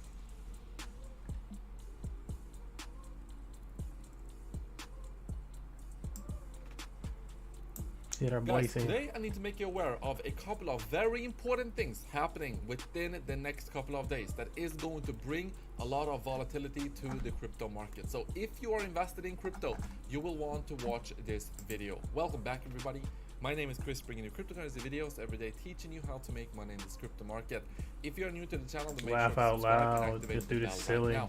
So let's jump straight into the 4-hourly time frame, and what we can see here is that we have, since yesterday's video, had another leg up, and we are getting closer to this point at 22,500. Now, I do believe that this is gonna be some decent resistance. Are we ready to break through this level? I think on the balance of probabilities that we are most likely going to have another shakeout to the downside here. But look at this, every time we have had that rejection here, we have at least gone down and printed a higher low. So that is a good sign, and maybe with the volatility I'm about to show you here, maybe that's gonna be enough for us to actually see a consistent break to the upside and consolidate above this level. And of course it is more likely for us to do that now, as we have been hitting this level multiple times. But I still think on the balance of probabilities that we are still go down like 18,000 final drawdown here, and particularly from this level as we approach this, because this also has the 200-week moving average. So the 200-week moving average was yeah, it was big resistance previously as well. As I flip it on right here, you can see that that is where we met the resistance right here as well. So another thing I want to show you is on the daily time frame. And yes, although we are printing higher lows here and even higher highs, if you look at this, we have been having a trend of printing higher highs like this. I mean, that is yet to be seen with this current trend here, if we can come up and test this level. But the trend line is very apparent here on the 4-hourly time frame. Higher highs and also higher lows. So that is the trend right now. But on the daily time frame, we are consolidating inside of this little bit of a bear flag, and we've had this previously. Then we saw a drop down here, and we consolidate right here inside of this. Maybe we're gonna have, as I said, one final shakedown, at least down to the $19,300 level, this trend line right here on the daily time frame. I don't see that as unlikely at all. So I am preparing for this. As I said, I am on Bybit going to enter into a trade, a small little short trade up here at 22,500 if we manage to reach that. And of course, if you want to claim a bonus for yourself and want to start trading, you've got a $4,530 bonus available here on Bybit and 4,500 over on Femex. So make sure to take advantage of these if you want to start trading. Now, some important stuff. Traditional markets are looking decent. On the futures market, we are going to open up later today in a couple of hours. And yeah, it closed pretty decently here. Let's see if we can continue from this point and go to the upside. We are inside of this massive wedge on the traditional market. So these are the regular markets. They open up tomorrow. So we will see if the momentum tomorrow could be enough for us to break through this level to the upside. Hopefully to the upside. If we do get a rejection, well, then we should expect some downside for the traditional markets and continuation inside of this wedge. So we do have some catalysts to pay attention to. So there are going to be earnings being reported on the traditional markets this week. Now, starting from tomorrow, so pay attention. We have the Bank of America, we have Netflix, Tesla, we have, what is this? Snapchat. We have all of these companies starting to report earnings here starting from tomorrow. So this is gonna bring some volatility, of course, to the traditional markets depending on how these goes. So expect volatility in the markets. Personally, my strategy is still the same. I am going to jump into a short-term short here and with a very tight stop loss. So if this starts to go up here and yeah, get above this orange box, basically, I'm going to yeah, take that position off the table at a very small loss. But if that short is profitable, of course, it means that if we get rejected here, start to go down again, then I'm gonna ride this down, and I'm most likely going to take profit at this orange box here at 19,800 approximately. So this is the strategy right now. This is what I am watching. Guys, thank you so much for watching this video. I will see you in the next one. I'm going to let this play for just a second while I read something. This conversation is with Eric Weiss, the CEO of the Bitcoin Investment Group. I really enjoyed my conversation with Eric, and we go over everything from what Bitcoin is doing in this high inflation environment to how family offices and sophisticated investors are viewing it as part of their portfolio. These episodes are brought to you by FTX US. Go click on the link in the description to learn more. Let's get in this episode with Eric. I hope you guys learned just as much as I did. All right, we've got Eric with us. Eric, how are you? I'm good, man. How you doing? I'm pumped. You have a nice shirt on, but you do not have on a suit and tie to defeat the bear market. I'm impressed, man. I've been beating you up a long time to like wear a suit and tie and not a black hoodie, and then I show up under dress. Let's talk inflation first, which I think is the backdrop for the entire investment world right now. Yep. The Fed seems to be in control. They say they're going to destroy demand. Inflation numbers today, 9.1%. What is your read as to how to think about the actual inflation people are experiencing? Do you believe the 9.1% number, or do you think there's a different way to think about it? I think, inflation is a vector. It's not just one static number to say this is the inflation rate. And I think it's pretty well documented that inflation in the areas that matter most, whether you're talking about prices at the pump, food prices, the things that are affecting real everyday people, are dramatically higher than the 9.1%. But even if you go with the broken metrics of 9.1%, we're talking about the highest inflation in 40 years. This is dramatic. And if you look at inflation in other countries, it's considerably worse. So globally, we've got a massive problem and nobody is immune to it.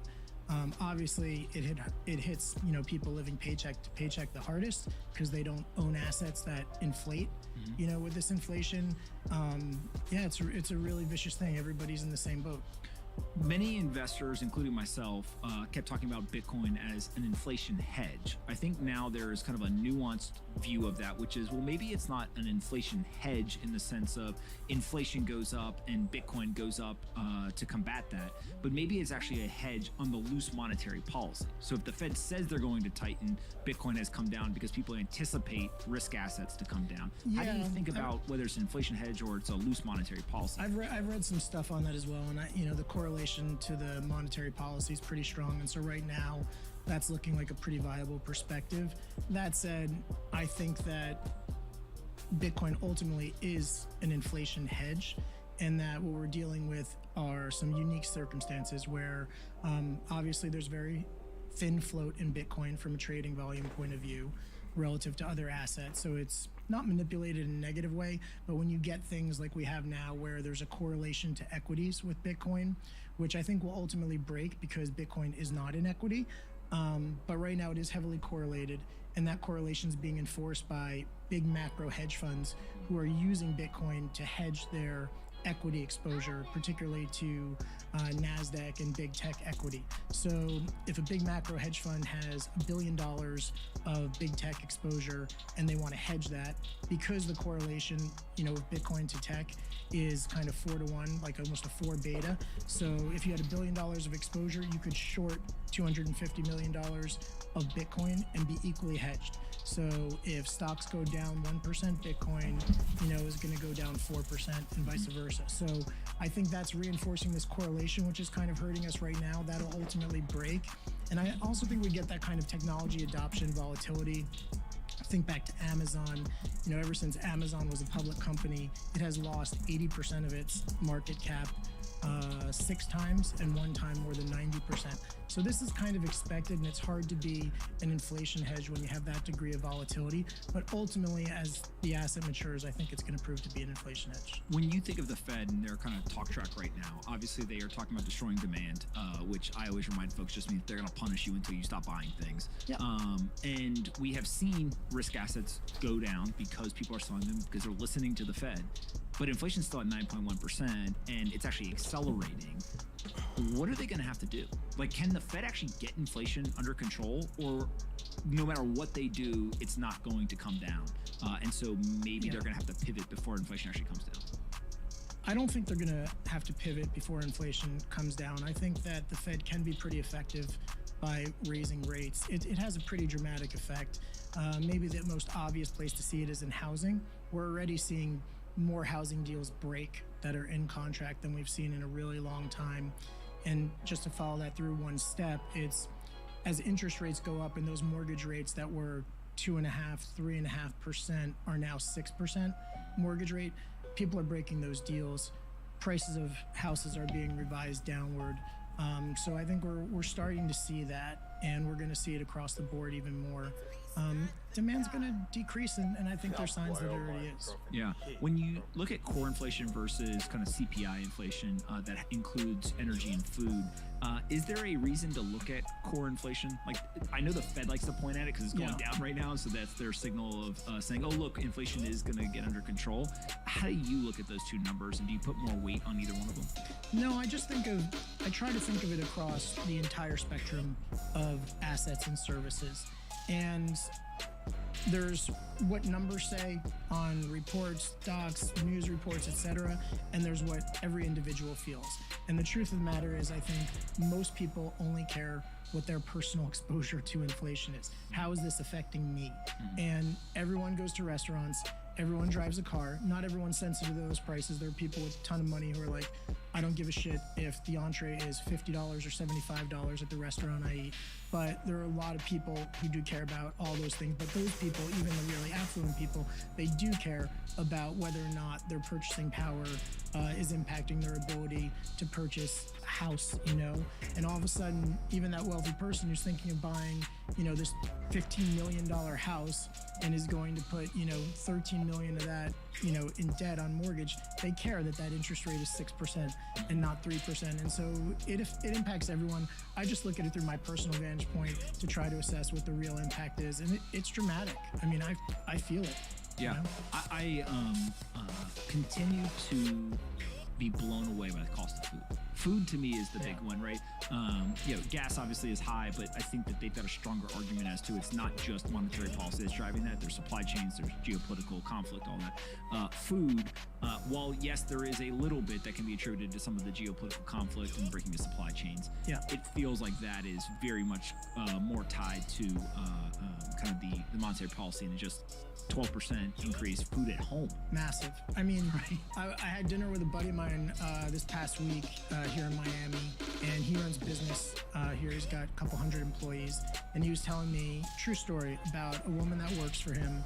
She makes $60,000, $70,000 a year kind of range, and she came to him and she asked for a raise, and never came to him. She worked for him for many years, never came and asked for a raise, and he said, sure, tell me why. And she said, I can't afford the gas and the groceries. She said, I've been going to the grocery store, blah, blah, blah, so frequently. It's always, I get the same thing every time. And it's always between, like $200 and $220.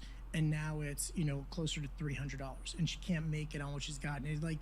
It really hits, when you hear it at that level. This is not just some fictitious numbers that you're hearing spouted on CNBC. This is really impacting everyone. Yeah, it's pretty incredible. You talked to a lot of family offices and managed capital on their behalf. What are they talking about right now in terms of Bitcoin and its relationship to inflation? Yeah, so they're generally speaking, and you can't generalize because every family office and every family has kind of a different perspective on their investments. But generally speaking, they're in the stay rich game, not the get rich game. You're talking about families that have had money for generations in a lot of cases. And they're scared of inflation too. Yeah, they own assets that are inflating as well, but this is really scary stuff for anybody. And the one thing they know is if they sit in US dollar cash, even though dollar's kicking ass against every other currency, sure, they'll go to Europe this summer and they're happy that there's parity, and Europe feels cheap, but they know that their dollars are melting away and that probably isn't going to reverse course anytime soon. So they're looking for ways to hedge that inflation. And Bitcoin is something that comes up. Initially it was something they dismissed. And then as you know, we used to see each other on that circuit back in the day, right? And when you had that great line, just get off zero. That was it. That was it. I think it's still relevant today, unfortunately, but really that's the key. But so they were kicking tires back then. They just wanted information. They had a son or daughter or grandchild that was telling them about this Bitcoin stuff, and they dismissed them and kind of pushed it off. And now this Bitcoin thing is a bug in the bottom right constant of their CNBC screen. It's front page of their Wall Street Journal, their New York Times, everything. So now they're coming and saying, hey, what's going on here? Is this a digital gold? What am I missing? Why is everyone talking about this? And really they want to dip a toe. And then once they cross that threshold of saying, okay, I want to dip a toe, I feel like I should have some exposure to this, then it's a matter of evaluating the different ways that they could have that exposure. And that's where it gets pretty unique, because this group of investors, they want this to feel like other investments they've made. Mm-hmm. They just want it to be comfortable, mm-hmm. right? So do they go, how do they buy Bitcoin, right? Do they self-custody? That's not something that's really palatable for this 75-year-old matriarch or patriarch of this family office who's going to have to worry about, they're just not appealing to them. Do they go to a new exchange like a Coinbase or something that they've heard about, read about, IPO, public company? Yeah, that's great, except 2 weeks ago, it was a $100 billion market cap, and now it's a $10 billion market cap. And is it going to be here tomorrow? Mm-hmm. Not interested in that for the most part either. So, GBTC, yeah, that's an option. Why is it at a 30% discount? There's no ETF or ETP out there, which would be a nice kind of first order derivative. So really they want a way to own Bitcoin, and that's why I started my fund Bitcoin investment group, which we just charge 1%, and we try to give them the best of all worlds, which is we custody at Fidelity Digital Assets, which is a name that they're comfortable with. It's a buy and hold strategy where they give $1 million, we buy $1 million of Bitcoin. We maintain separate tax accounting for them so they're not impacted by anybody else's movements in the fund. And then the really cool thing about it, which was important to me, was if and when they decide they want out and they want to redeem, they have a choice. We can sell the Bitcoin and send them US dollars, or they can have the Bitcoin sent to, their wallet, which is pretty cool. So they can actually take possession of it. And why are they so interested? Is it because inflation? Is it because they feel like there's asymmetry and it's just, kind of on top of and kind of higher leverage exposure to like risk asset? Like, what is driving their interest other than just, I hear other people talking about it? Over the last year, it's been inflation. That's been a key. It was the narrative that Bitcoin is a digital gold, is I think the one that resonated the most, because I think especially when you've got that generational gap, having a close simile to something that they're familiar with makes it easy to understand. So they understand the challenges of gold. They understand that gold bar is really difficult to move around and their kids aren't interested in it. So they know that there's a gap there, right? And you talk about Bitcoin in the context of digital gold, and you point out all the things that make Bitcoin better than gold. They start to understand it. There may be a leap of faith there in accepting that this is going to be a thing, but then you start talking about kind of how your kid was really comfortable buying that skin for $10 in the video game that had no value. Don't you think that his generation or her generation is going to be comfortable owning this digital asset the same way? And then you can see the wheels start to churn and it clicks from, and they say, okay, let's take a shot. Let's do something here. And how much are they putting in on a portfolio basis? Is this like 1% to 2%? Is this let's get to 10%? It's still low single digits. I'm not seeing anybody say, yeah, let's pile in. I want 40-50%, of my money in this. But what I am seeing this time around that's really different than past bear markets, and I think this is super encouraging. Past bear markets, the feedback we got is kind of a venture mentality, like, oh shit, did we blow our money on this? Is it all gone? Like, we took a shot, oh well, kind of thing. Now it's very much not that. Now the calls that I'm getting from existing clients is, hey, is it time to buy more? At what price do you think we buy more? And people have like this number in mind that they want to hit, whether it's 100 Bitcoin or whatever it is. They've got some number in their head. And this, dip, as we say in our world, which is not a dip, but this downturn is an opportunity for them to, price average down and hit the numbers they're looking to hit. And when we get into these bear markets, do you see difference in new clients, like in the sense of the interest? Are they scared because the price went down 70%? Are they excited if they don't already have exposure? Oh, now, I feel like I didn't miss it. I can go and buy more. Like what are you hearing there? It runs the gamut. The challenge that Bitcoin has relative to a stock or a piece of real estate or something else is when the price goes down, we don't have a stream of cash flows to say, hey, this is cheap. Right? It's not trading at a multiple of earnings or a discounted cash flow. We don't have those metrics with Bitcoin. So people can get scared and just be like, oh shit, the price is down. Momentum is the key thing here. It's just going to go further down. So we see the gamut. People who've done the research, spent the time, if they put in 100 or 1,000 hours researching this, they have conviction and they're like, this is a buying opportunity. I'd like to buy more. And then they, maybe get a little technical analysis and they say, how far do you think we can go down on this cycle? Where should we buy? And they try to optimize that. We've seen issues with stablecoins, with various lending outlets, both in the decentralized and centralized world, over the last 6 to 8 months. How much of that kind of news and developments have either helped Bitcoin or hurt Bitcoin and kind of people's adoption? Are these family offices paying attention to that stuff? And kind of what is the impact of it? Yeah, as you well know, don't underestimate the intellect and access to information that family offices have. These are people with means who care about things, who pay attention to everything, right? They will continue to impress you with what they know. But generally speaking, what I'm seeing is the media is doing us a disservice. This blanket term of crypto is a tremendous disservice, right? Because it paints everything with the same brush. And even as we talk about kind of, the firms that you alluded to that have struggled over the, past handful of months with liquidity issues, even within that specific genre, I think we're not parsing it enough to see where the problems are and where they aren't. The truth is, in those areas that had problems, it was the centralized players, right? Like Celsius, BlockFi, these are centralized finance, not decentralized finance. The truly decentralized finance, where it's kind of smart contract based. Oh, this is all worth it right here, bro. 1621. It's all made it worth listening to this thing.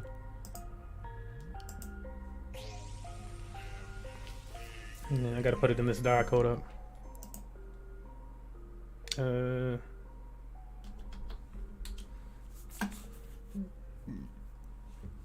Trying to cut up segments from things like that. Because I feel like people need to know this stuff. And like the media be lying, bro. They just straight up lie sometimes. I'm like, either you did not do your research. Kind of like this dude who's like messaging me on YouTube right now. Because there was this video. I should probably play it for y'all. I'm going to play it for y'all. I'll educate y'all as well. Anybody who listens to this about this topic. Because I feel like some people might actually just be confused about the topic. They might not actually know this bit of history. And the guy who made this video, I'm pretty sure knows the history of it. Like, I don't know. Maybe he doesn't. I said that too in my comment. I'm like, maybe he doesn't. But otherwise, you know, if he does, he's just trying to deceive people. And if he doesn't, then you can learn something. Hold up.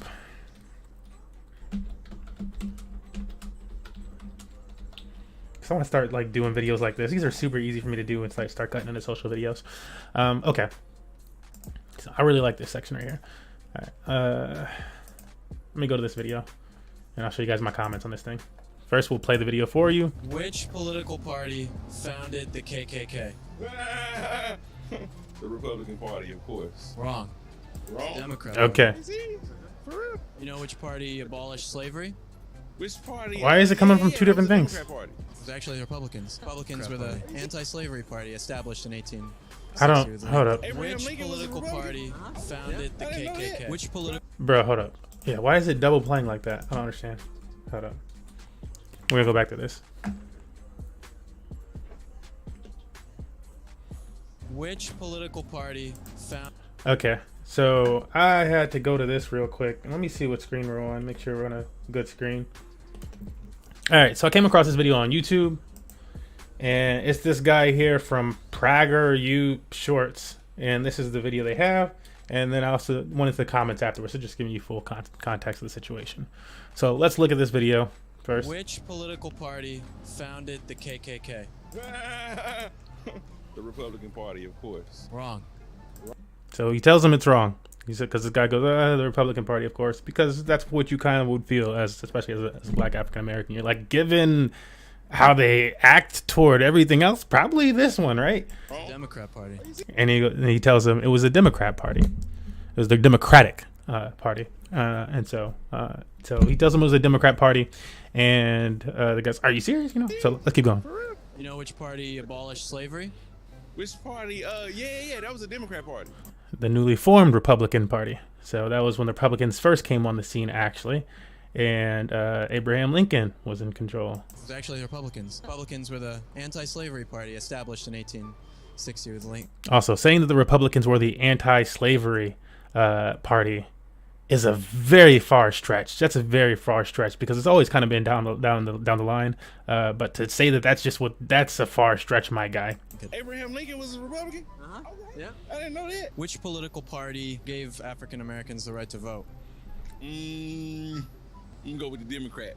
Republican. Republican. Yeah, well, all right. So I'm gonna let him have his moment Which here, right? political party founded the KKK? Okay, that was it.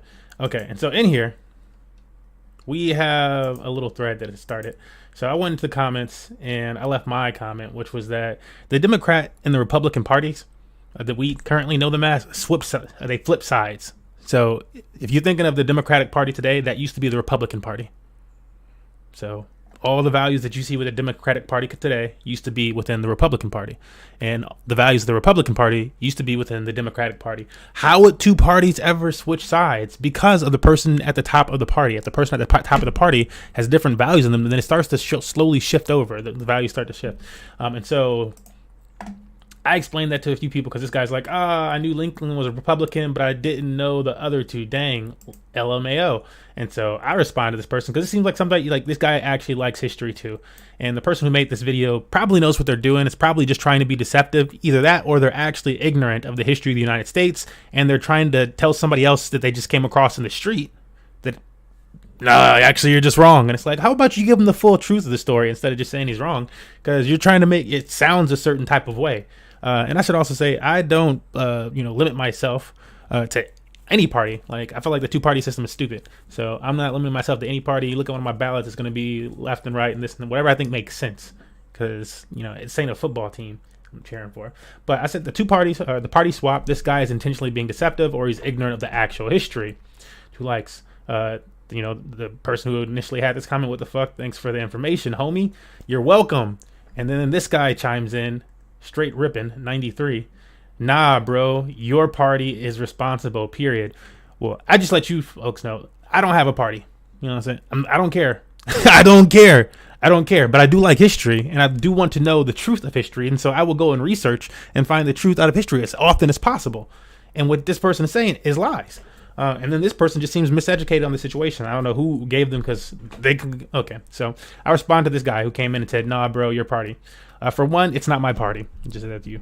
I don't limit myself to one party. Second, go on and continue living in ignorance, thinking educated people care about sports fanatic type support of political parties.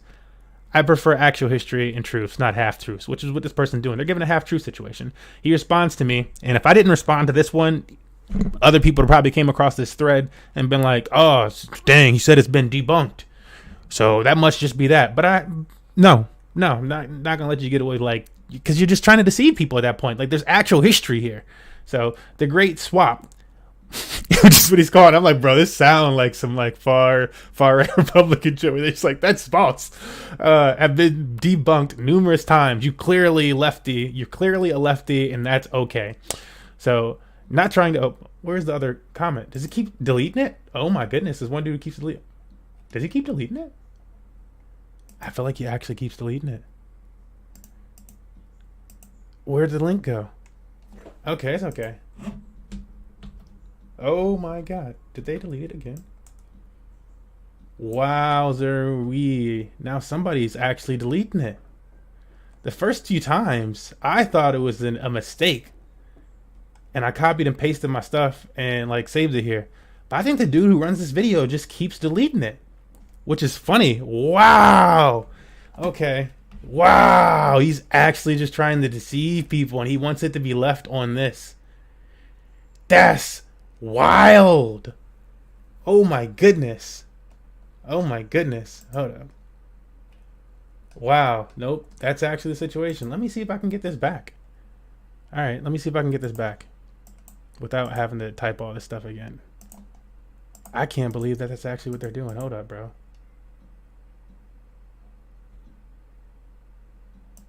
I can't believe that's actually the case. Which political party founded the KKK? This is just kind of crazy. If he's actually, like, I was giving him the benefit of the doubt. Like, maybe you made a little mistake or something like that. Nope.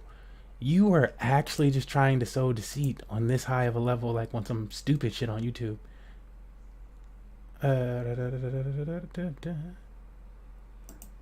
Yeah, it's this great swap comment. And they got rid of it. All right.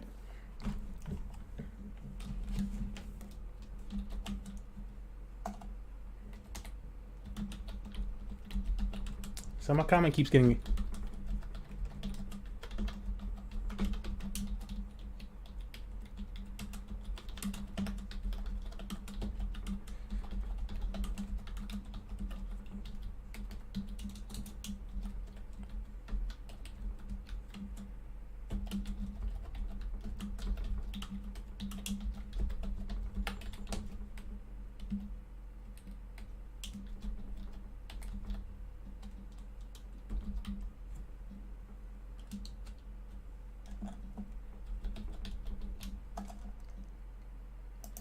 All right. History. We just go history of Democratic and Republican parties. Let's go to history party, Democratic Party history from history.com. So what do they have hanging out on history.com as far as the information between or about the history of the Democratic and Republican parties? We can read all this stuff earlier on, but there's Federalist. There was the Democratic Republican Party before. We can read all this stuff, but I feel like it gets really interesting, and all this is good information. I would suggest if you've never actually gone through this, we learned about this in school, but they swing over a bunch of this stuff because they talk about the Whig Party and stuff like that, but they didn't talk about the switching of these parties actually.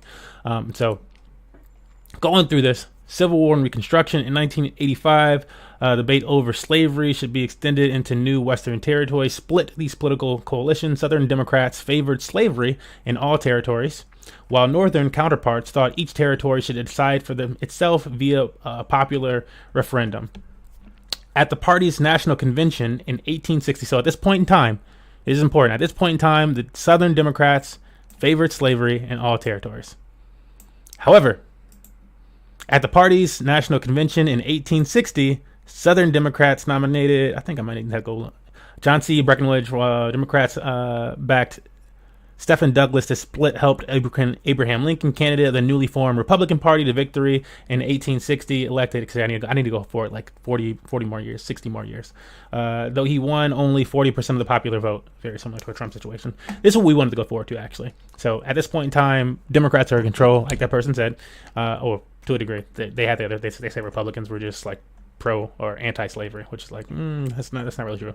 But at this point in time in history, 1860, and through to 1900s, the Democratic Party, as it was called, is pro-slavery.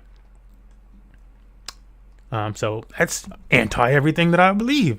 By the mid-1870s, Southern state legislators had succeeded in rolling back many of the Republican reforms and Jim Crow laws enforcing segregation and segregating black voting rights would remain in place for the better part of the century. So they're oppressing. And this is known as the progressive era at the New Deal. So this is where things actually get interesting, and specifically down in this part in the Dixiecrats underneath. I do remember this from like history books in like fourth grade or so, but we're like fourth graders at this point learning that, what that even means. And then again, they don't really, I feel like it was never really explained in this way, or you just weren't thinking about it, maybe because you're a fourth grader trying to get out to the playground. Republicans again dominated national politics during the prosperous 1920s, but faltered after the stock market crash in 1929 and the onset Great Depression. This is where like actually liking history and stuff like that lets you ruin people in some of these stupid debates. In 1932, President D. Roosevelt became the first Democrat to win the White House since Woodrow Wilson. So the pro-slavery so Democrat to win the White House since that. And his first 100 days, Roosevelt launched an ambitious slate of federal relief programs known as the New Deal, beginning an era of Democratic dominance that would last a few exceptions for nearly 60 years. All right, so here's the Dixiecrats portion. This is really what that person doesn't know. So Dixiecrats, Roosevelt's reforms raised hackles across the South, which generally didn't favor the expansion of labor unions or federal power, and many Southern Democrats gradually joined Republicans in opposing further government expansion. So the Democrats at this point start to shift over to the Republican Party. Helps to know your history. This also must have all been debunked. Then in 1848, after President Harry Truman himself, a Southern Democrat, introduced a pro-civil rights reform or platform. So, the Democrats are all pro-slavery until they get a president in the Democratic Party that comes up in power and introduces a pro-civil rights platform. That's the slow clap moment right there. A group of Southerners walked out of the party's national convention. These so-called Dixiecrats ran their own candidate for president, Storm Thurmond, governor of South Carolina, on a segregationist state rights ticket that year. He got more than 1 million votes. Most Dixiecrats returned to the Democratic fold, but the incident marked the beginning of a seismic shift in the party's demographics. At the same time, many black voters who had remained loyal to the Republican Party since the Civil War began voting Democratic during the Depression and would continue to do so in great numbers with the dawn of the Civil Rights Movement. And there you have a shift, which is documented by the History Channel and many other places. You can actually go to government.gov websites and get this same type of information. So somebody on YouTube being this dumb and deleting your comments over and over again when you're trying to inform them is actually trying to be deceptive. Let me put this link back in here again. We going again.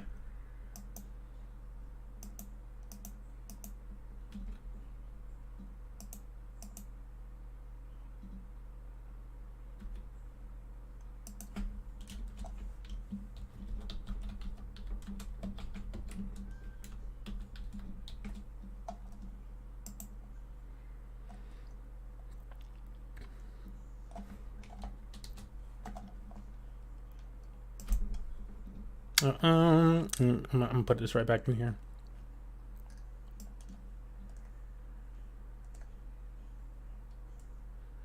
Didn't favor the expansion. Senator has gradually joined Republicans.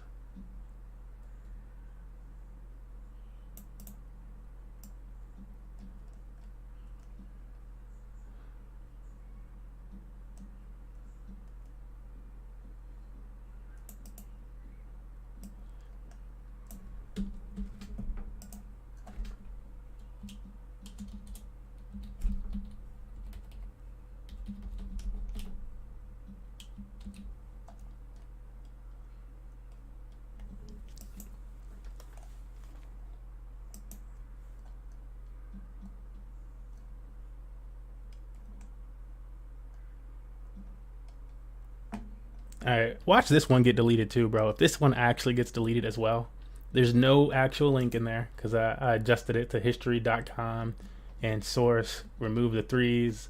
You get that. This is going to be actually really hilarious if they remove it again. Which political party Let me see if it founded the shows up. KKK? The Republican Party, of course. Wrong.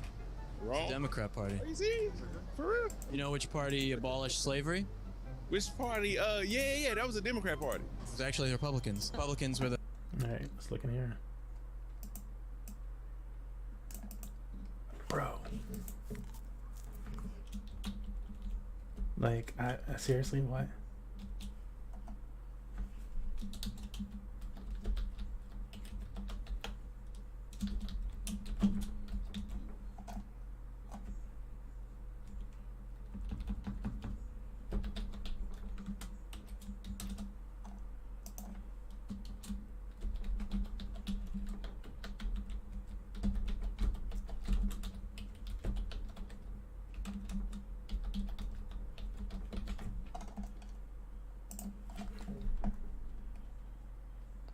I'm like, I feel like it must be this guy's account.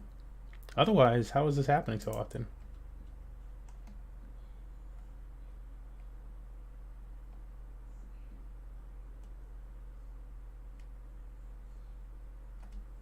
Like, that's just wild, no? Let's refresh this. Which political party founded the KKK?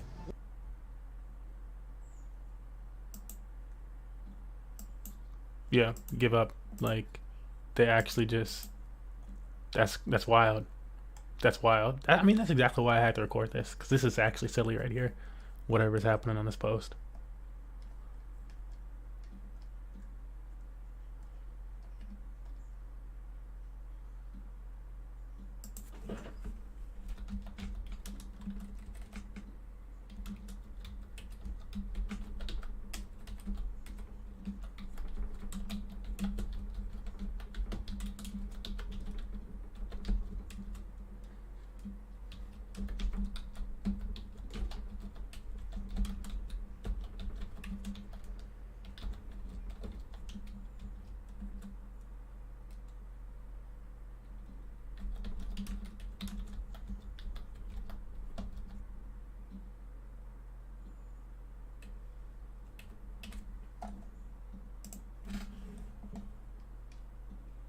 This is actually insane. Let me refresh this again. It can't be that quick. Is it really this quick? Which Like, are these political being like held party back? founded the Did they mute me from the thing? It's just interesting at this point.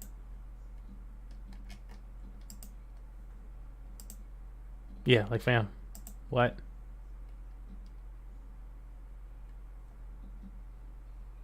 There we go.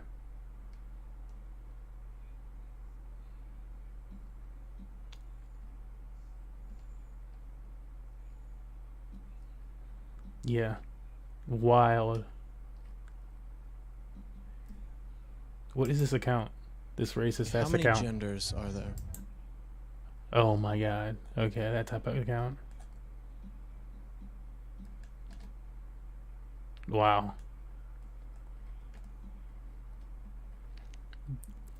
I'm like, is it because they would get so much backlash Which for this political bullshit? party founded the KKK? The Republican Party, of course. Wrong. Wrong. Democrat Party. Are you serious? For real? You know which party abolished slavery? Which party? Yeah, that was the Democrat Party. It was actually the Republicans. Republicans were the anti-slavery party established in 1860 with Lincoln. Abraham Lincoln was a Republican? Yeah. I didn't know that. Which political party gave African Americans the right to vote? You can go with the Democrat. Republican. Republican. Yeah, well, all right. Okay. Which political party founded the KKK? The Republican Party, of course. Wrong. Wrong. Democrat Party. Are you serious? For real? You know which party abolished slavery? All right. Which party? Yeah, Wow. that was the Democrat Party. It was actually the Republicans. Republicans were the That's anti-slavery sickening. party established. That's actually sickening. It's like, bro, y'all really going to that extreme to try and get rid of it too. Yep, they got rid of those comments. They got rid of me just saying that. Yeah, there we go. This one lived.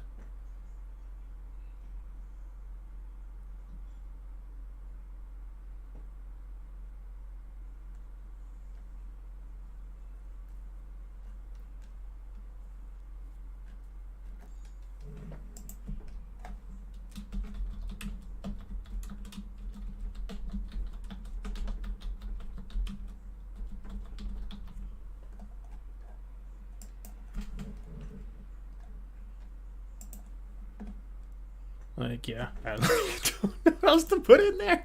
Yeah, that's disgusting. Oh man, people really want you to be deceived in this world, bro. Oh my goodness. Oh my goodness. That's wow. I gotta make that into a video because I'm like, bro, really? This is what we doing? This is what we do with our time? We make bullshit videos, and then if somebody dares come in and leave actual information and backs things up with sources, you're like, dude, get the fuck out of here with these sources. I can leave everything else about the conversation alone to the point where it makes it look like what you are actually presenting as a source is debunked, but I can't let anybody see what you're presenting as a source. No, nothing after that. It gotta seem like the conversation ended here and you lost. That's actually fucked. Wow. I might need a break after that. I mean, we all know this. Like, what you learn about finance, yes, of course.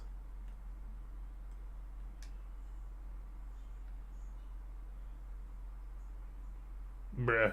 What the fuck is this?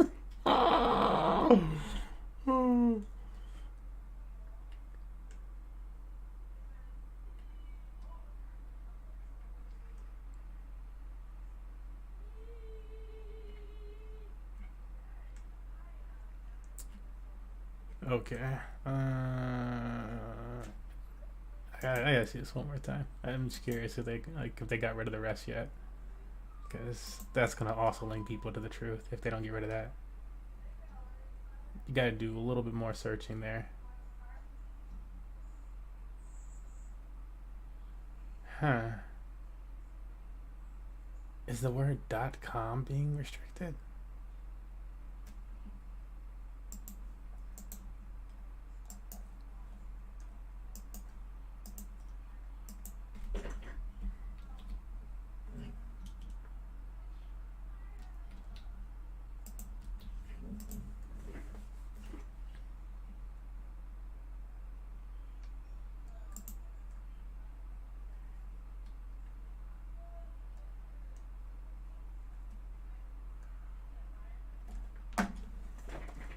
Let's see if that all stays. I don't know, bro.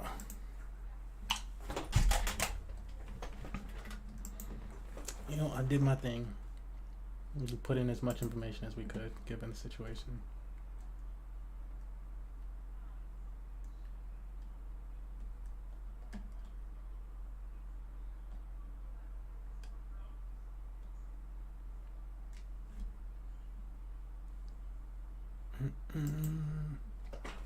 All right.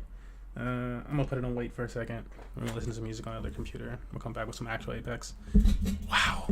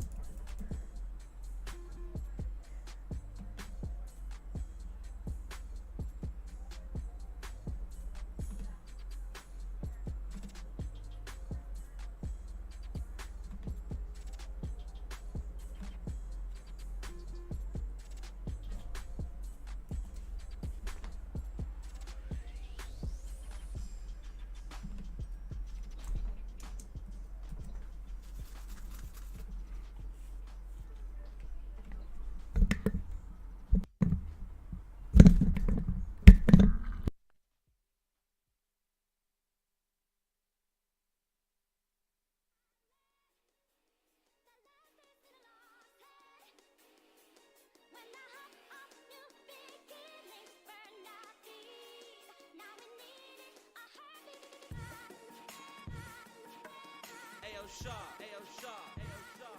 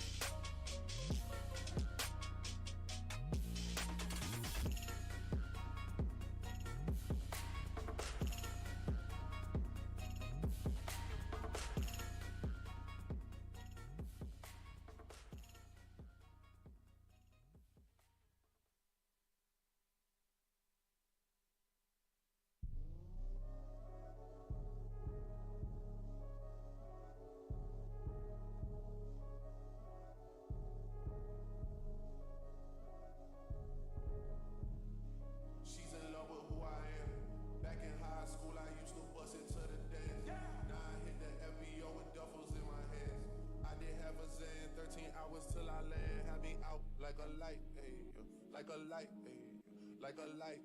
Slept through the flight, not for the night. 767, man, this shit got double bedroom, man. I still got scores to settle, man. I crept down the block, made a right, yeah.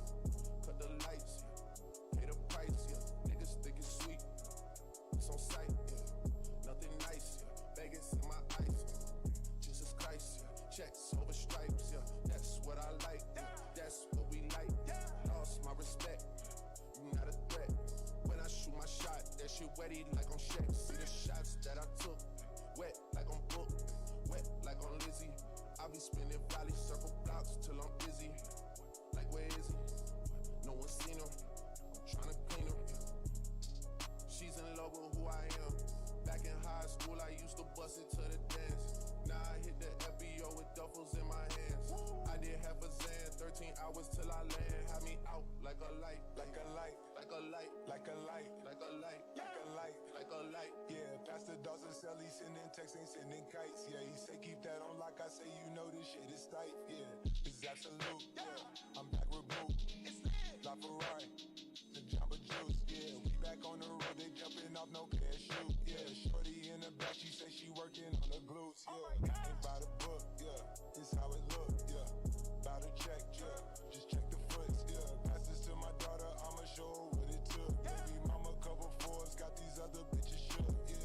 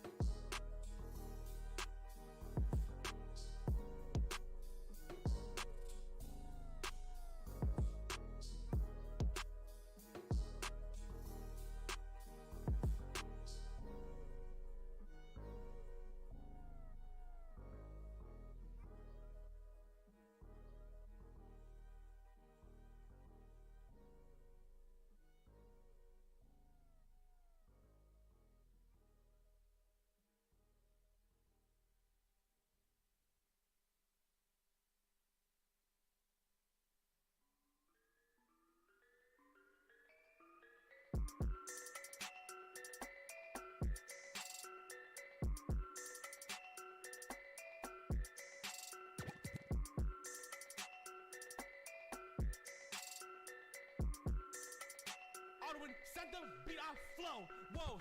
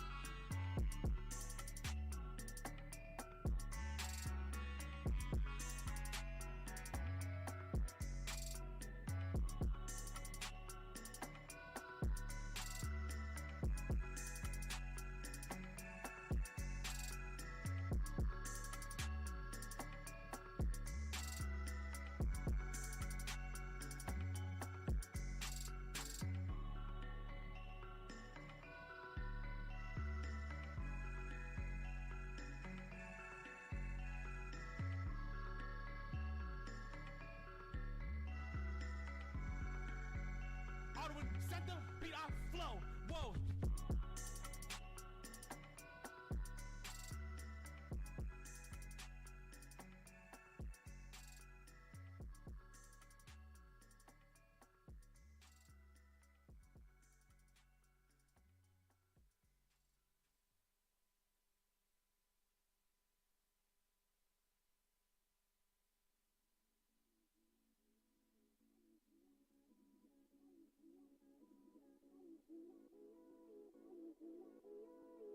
This is a Sheena and Trill exclusive.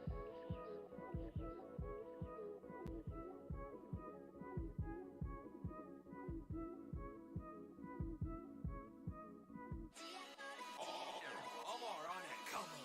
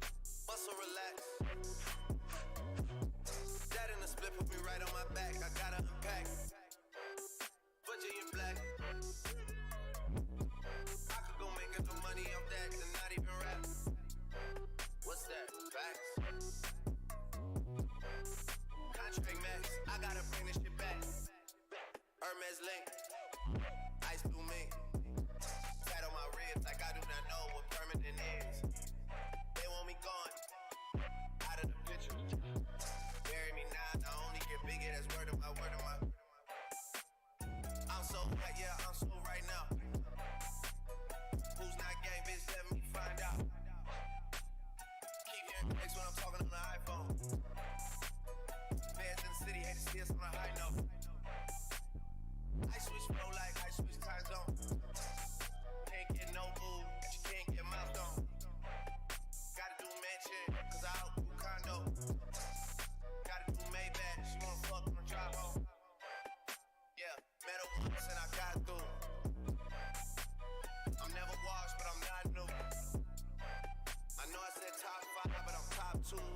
got two and I got one. Thought you had one, but it's not one, nigga. No.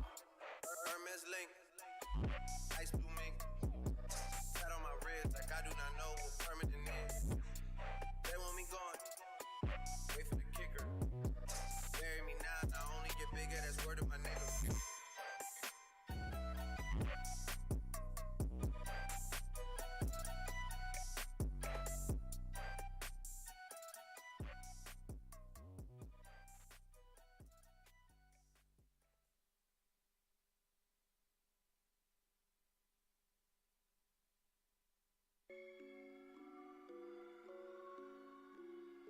I would die for this beat.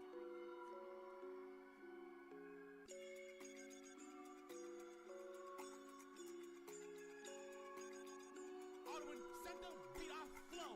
Whoa.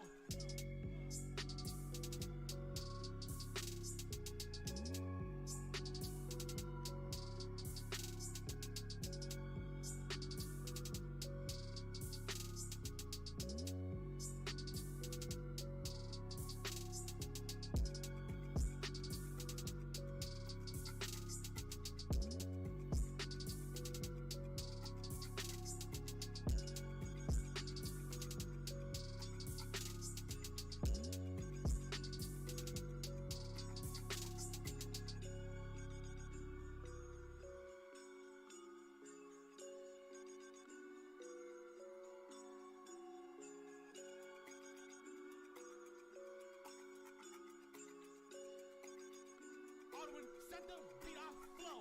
Whoa.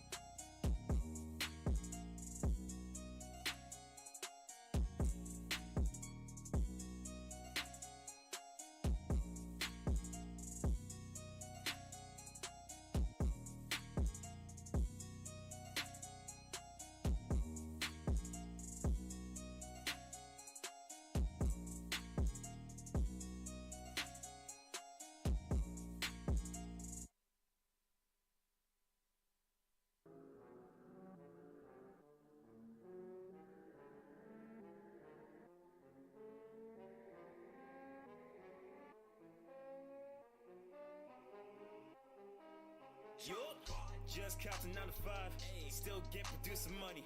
Niggas fighting for the throne, but they gotta take it from me. Shit's amusing, ain't it funny? I'm killing shit on the average. How I'm riding in the Ashton, shitting on you niggas, fuck a bathroom. I'm too busy laughing at you. I see nothing but a lost cause. I'ma stay on that come up. As long as Louis still the chalk guard, you can't comprehend my thought process. Niggas think it's so basic. Y'all can't ball like me, cause I invented bowling James Naismith. Blow so ugly, need a facelift. I need a break, so back off of me. I do not want what you're offering. It ain't about cash, don't talk to me. Standing up grindless like coffee beans. Got niggas judging my artistry. I ain't the blood, but I've been pumping out music to the fans like arteries. People wonder how I'm spitting, and I don't even have a booth. You niggas lose. Y'all cannot match the kid. Your pocket's skinny like a luge. I got the juice and the ingredients for it. You niggas lost, they looking like tourists. Ain't no such thing as a pit stop on the road to riches, so I'm about to floor it. Yeah, and I'm only getting started, bitch. Switching up the flow, that means you better take precaution, bitch.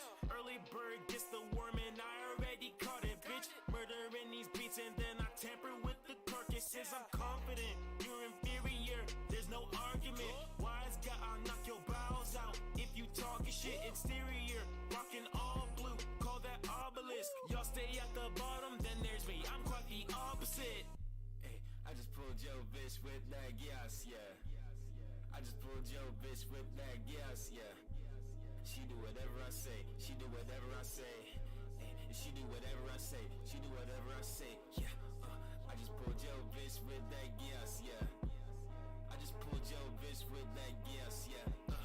And she do whatever I say, she do whatever I say. And she do whatever I say. Yeah. Well, in case you haven't heard enough, I am that of a different species. If I hear one more verse from you rappers, I might get diabetes. Me and my fam eating, I got a plate full cause I'm hella greedy. Just don't get in my way or I'll squash your ass like zucchini cause I'm getting that. All of my verses, I'm spitting facts. You might not leave with your head attached. Pockets swell up, man, they getting fat. Fuck on my crew, leave you in a cast. Got your girl on me, I'm finna smash. I run this shit, y'all get overlapped. The team is dubbed DFA, bitch. Do I have to remind your ass? I just pulled your bitch with that gas, yeah. I just pulled your bitch with that gas, yeah. She do whatever I say, she do whatever I say. She do whatever I say, she do whatever I say, yeah. I just pulled your bitch with that gas, yeah. Yeah, I just pulled your bitch with that gas, yeah. And she do whatever I say, she do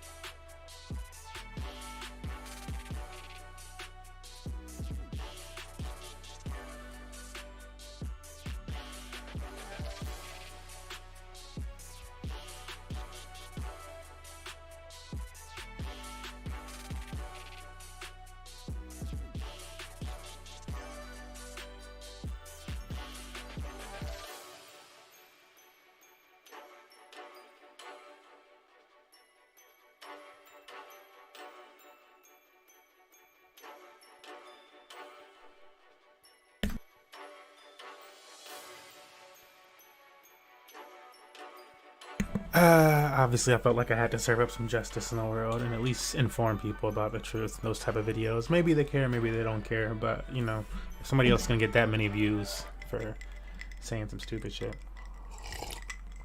like maybe it's not. Maybe there's a longer video where he actually talks about the whole topic. But from the way that was cut, that's kind of deceiving. And like, it's like I feel like he's right, obviously, like on the it's this is the title of that party, this is that party, but what he didn't give is just like the full context on the situation. It's like but yeah, given the right context, I feel like it just really felt like you're trying to deceive people.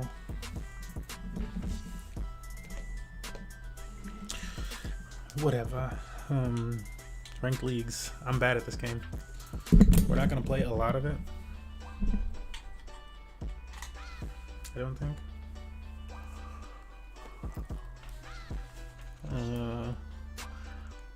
Because I mean, it's just getting later in the day. Hang out with Bae some before the week starts. Been giving her space to just kind of lounge and stuff. I didn't know if she just went to lounge with me, so I don't want to miss out on. At the same time, we had other stuff to do with this NFT stuff. It's not like a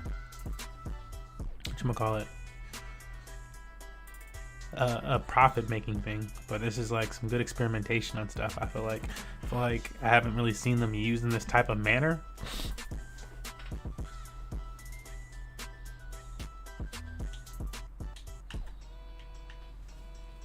And so, yeah, it'd be better if it could only meant one of the things.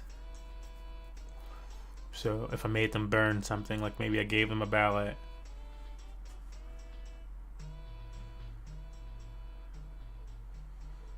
and the ballot had, can you make blends that have multiple sources?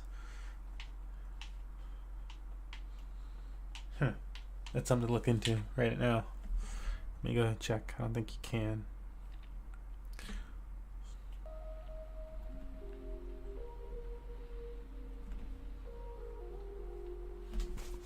It's like a really open blend.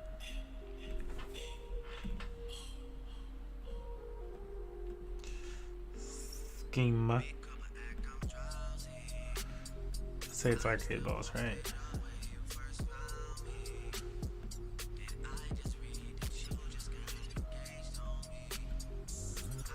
Add ingredient. Schnips.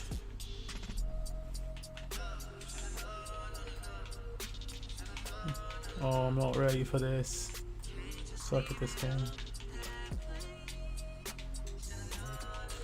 The shooting and stuff just feels weird in this game too, man. Just like is that how it should be? Should it be that bad? Typically my take. I feel like that's just too close to my face.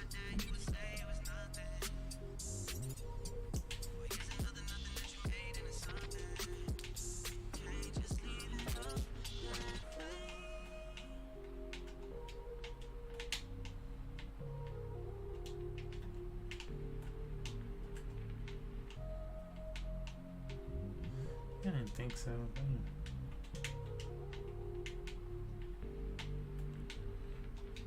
Yeah, I cannot remember how do I get stuff when I need it. Up on the D-pad.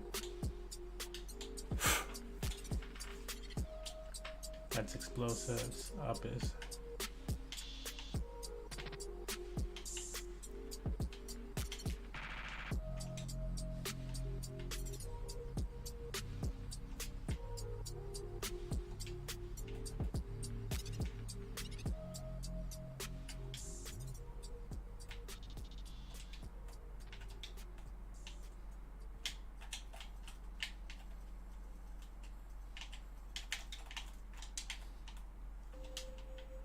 There's another one behind me?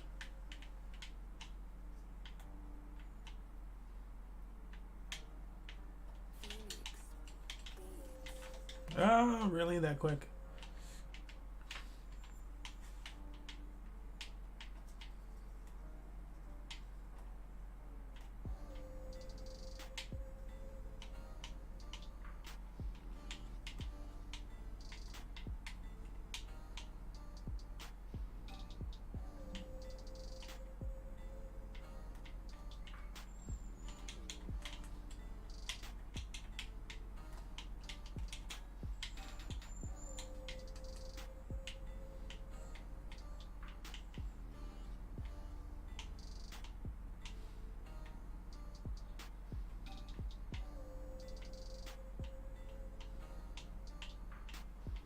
Wow.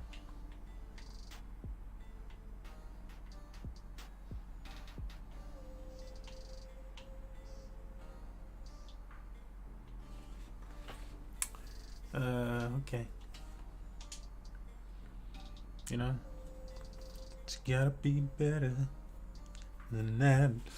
You gotta, you want to take your friends. Gotta shoot better than that. Hold on, let me turn off the. This is probably like really loud.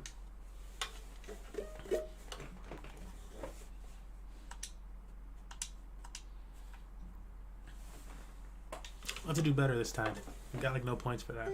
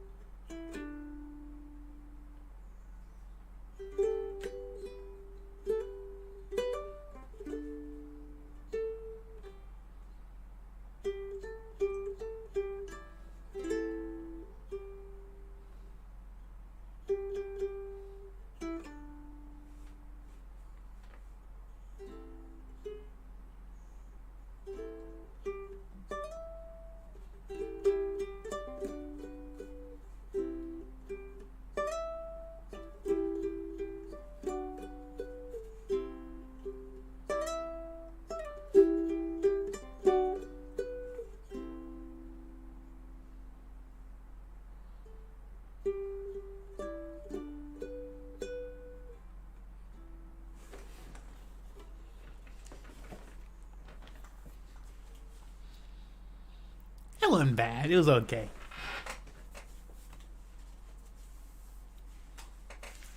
Let's get this done. Just gotta pump up. You can't be low sit. You gotta pump up. Oh, I am the jump master. Okay. Wow, it's a lot of responsibility. You know, my friends really like to go in this area. I bet I'd find some fun over here. They're all like, yeah, this is where we go. No, they seem to really like that nature-y area, but these guys want to go here.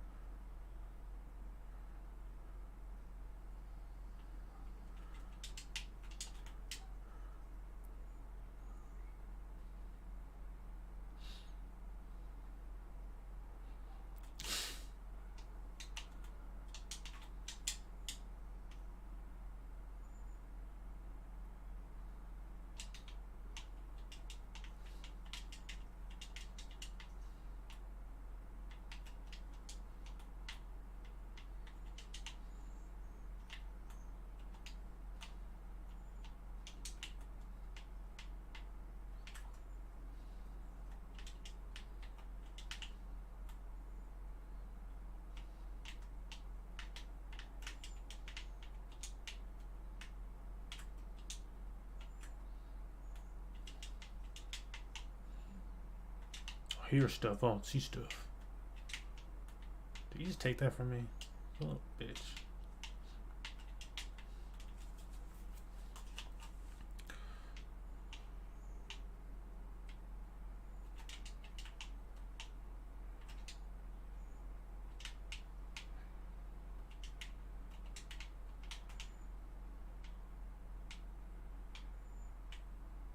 How far are they? Is that them? This green thing?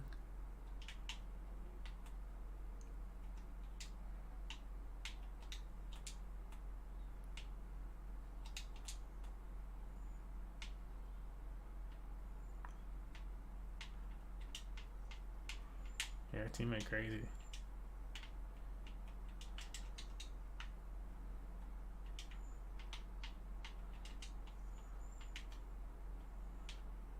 like, fam, you ain't really got that much shit. Oh, you left there.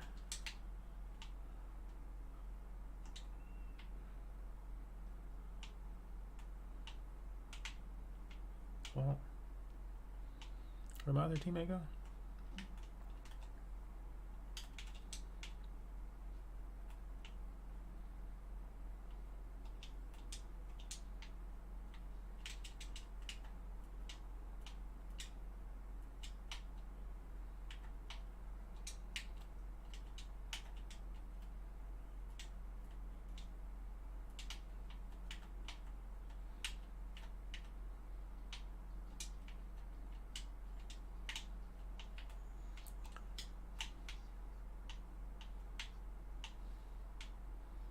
What the hell?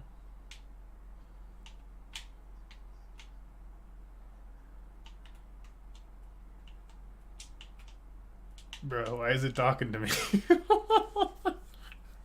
That's pretty dope though.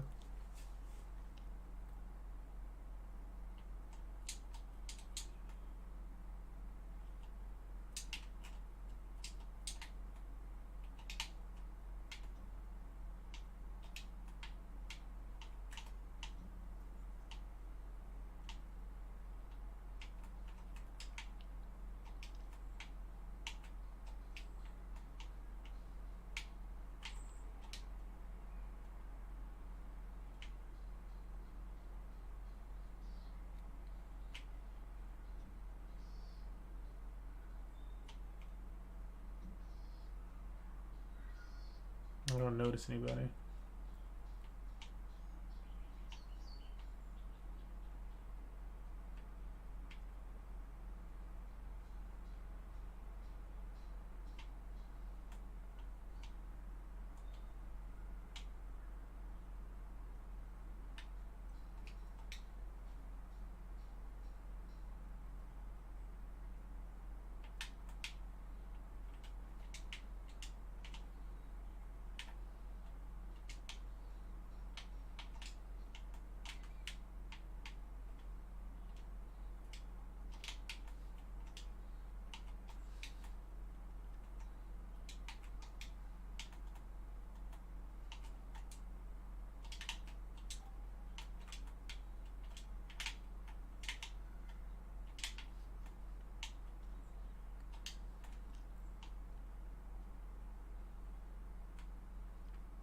I'm getting some points for this round, even though it's been very dull.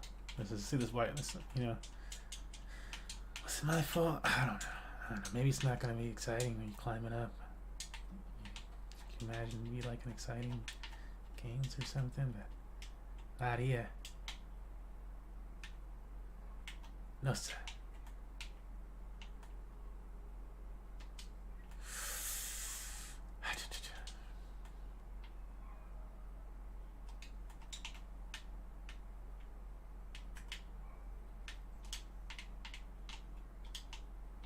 Where?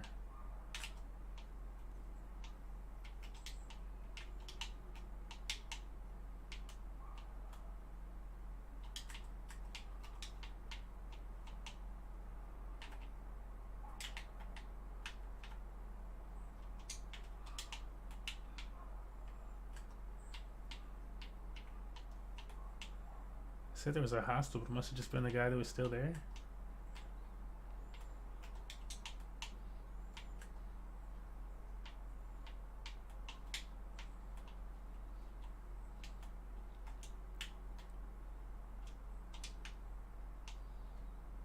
I feel like there was a quicker way I could have done that.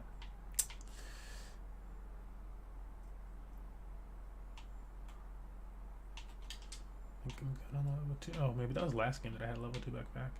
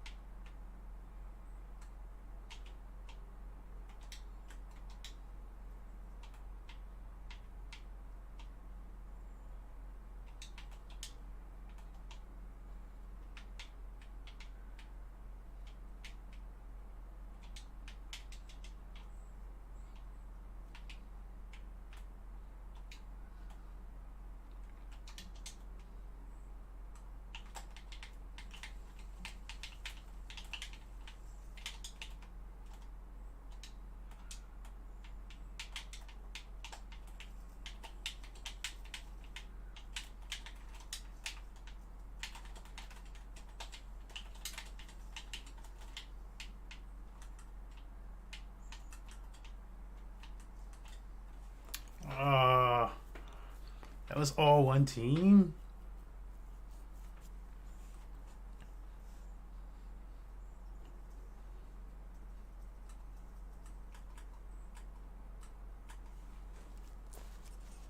You can do it. Damn, you can do it. How did we do? Probably did horrible. Like no damage.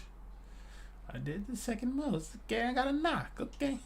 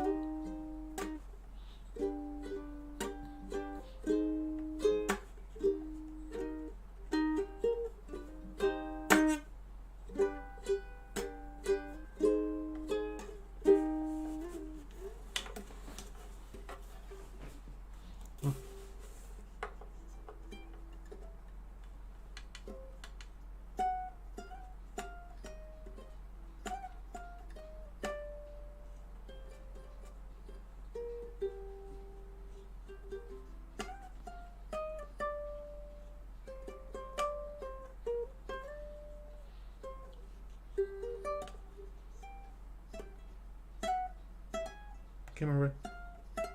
Where does it go to next? I haven't played it in a long time, so I'm like, I can't remember how to do the little twiddle. Like which notes it is, or chords. Like, I could be doing that. Saxophone is before ukulele, so I always notes, not chords. I imagine you could probably. Is it technically a. No, like when you put. Oh no, that was not the most versed in music theory, but good. Not the worst, not the best, but a player. Ooh.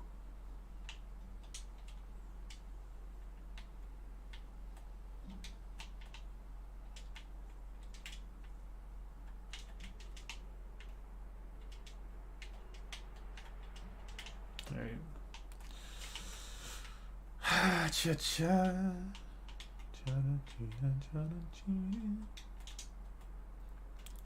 know who my team is.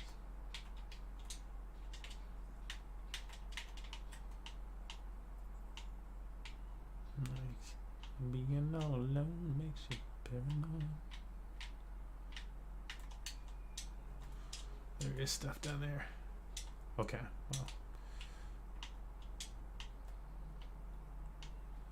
Are we going to be one of those late teams in the storm, though? I don't know if I sense that from this team.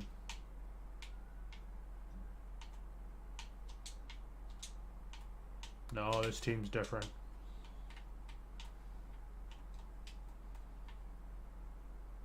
You gotta make a face like this when you say something like that.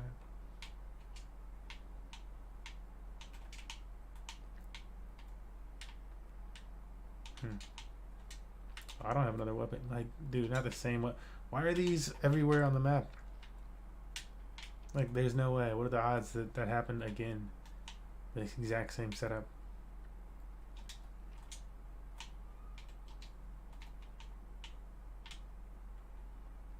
Or I could get the other one that I had for the majority of that battle.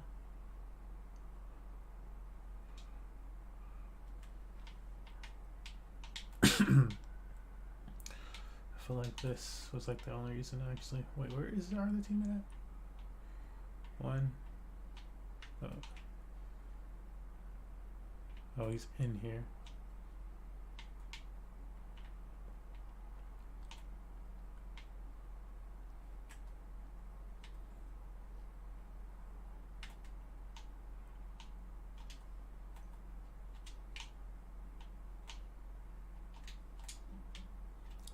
Shut up.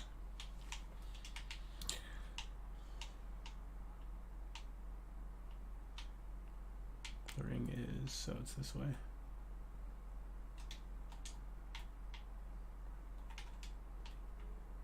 It's Spitfire though.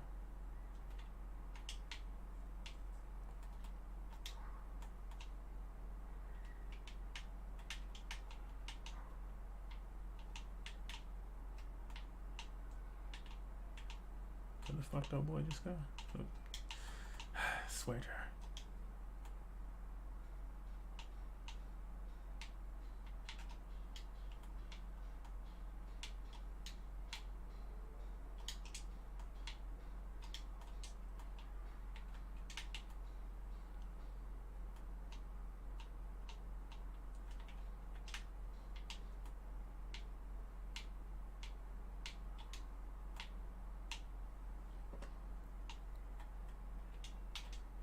I wouldn't mind both of those.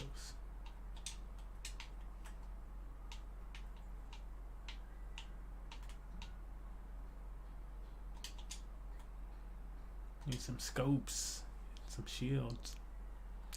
Getting kind of late in the game for no shield. Nobody on our team has a shield. Did they just make them more rare or what?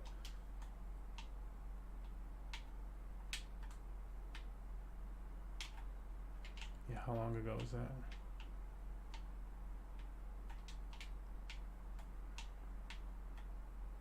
$87 seconds. A little over a minute. They probably traveled pretty far by now.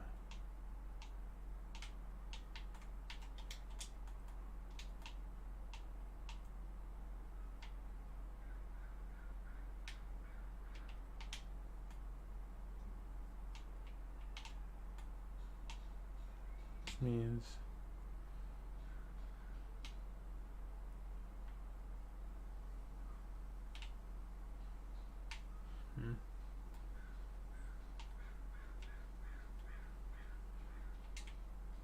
thank you, like some type of scope.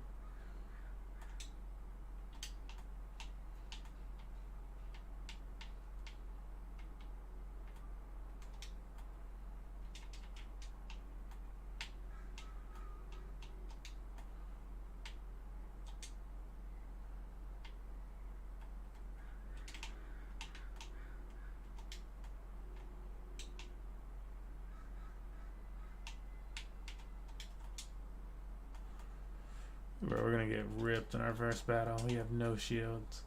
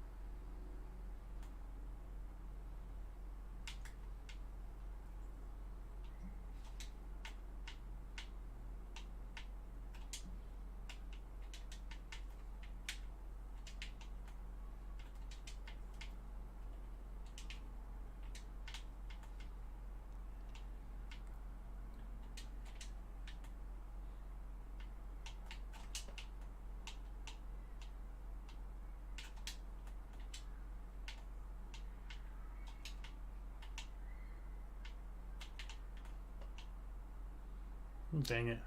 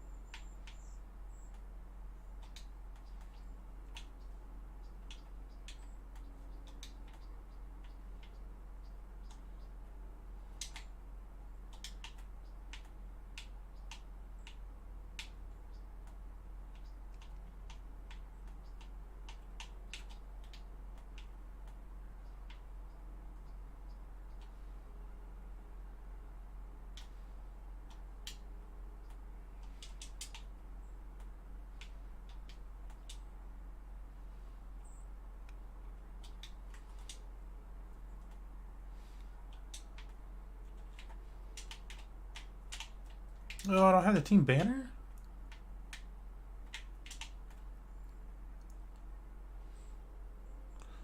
Oh, wow. Why did he ping that one?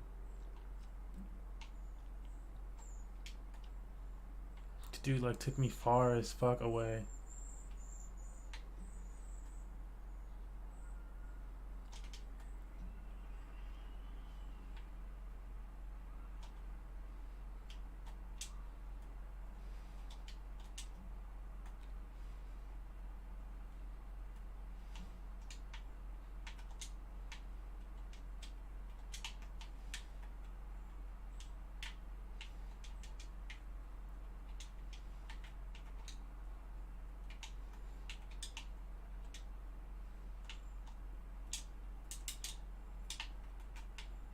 Okay.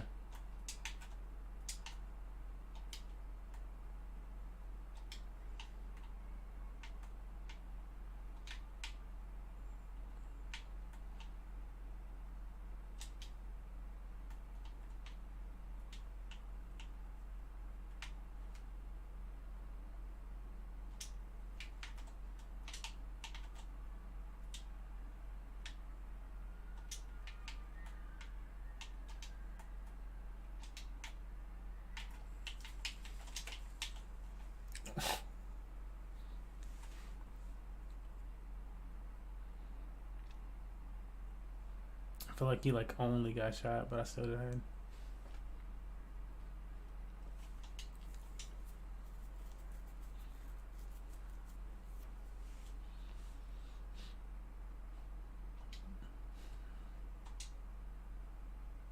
Yeah, I don't know. Does that move me up any though? Cause it's like a slow ranking game too. Maybe that's part of it too. Like I feel like the rank system is really slow, or I don't know. Not the visual appeal of it maybe is not much. I don't know. I don't know, bro. It just has a lot of slow factors. Like I felt like it just took a while. I feel like that took a while. So I'll play like maybe one more. See what Fabe's up to. Where's my phone? It's still dead. Okay. Yeah. Didn't help us much. Does not help us much.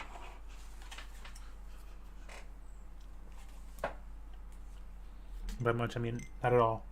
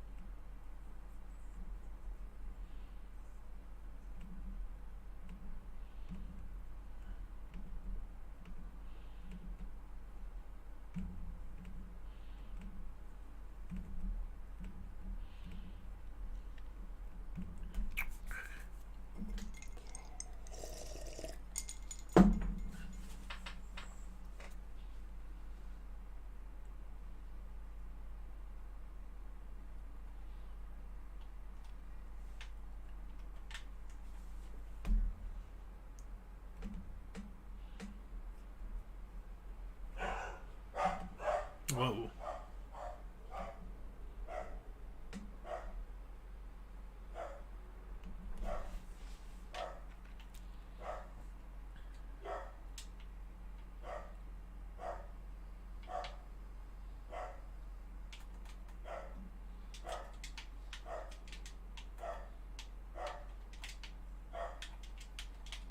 Like, why is this dog always like this?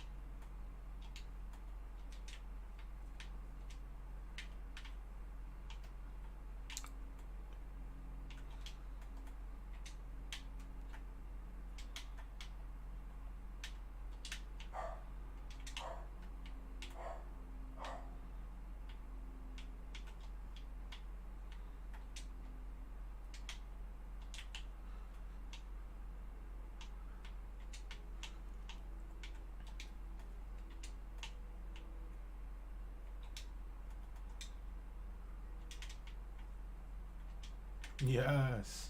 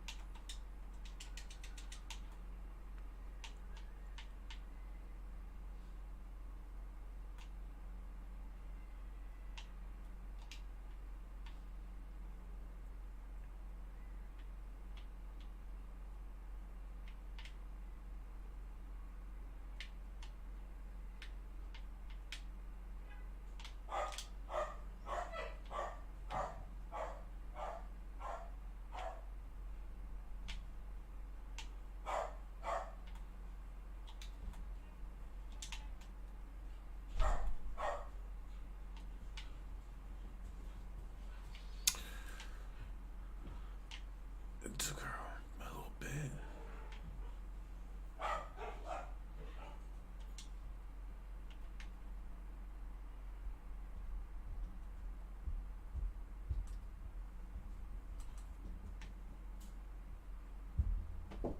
Oh, yes. A bunch of what? Okay, I'll be out in just a second. Yeah, this was our last one. Kind of figure.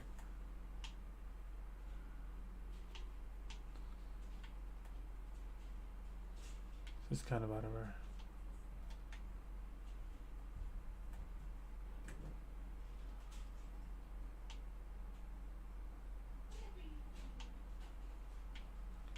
I got nothing.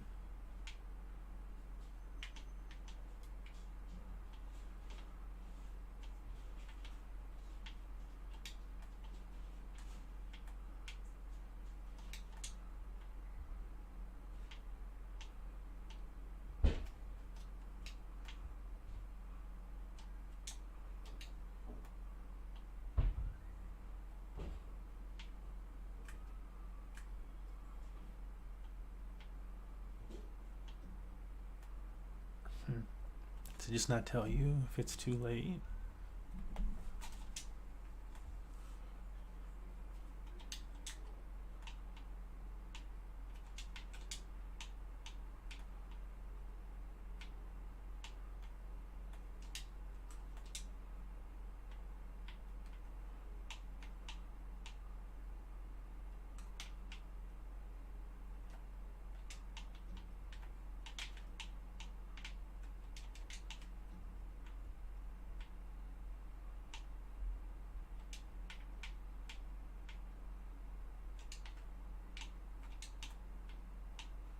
I still got no scope.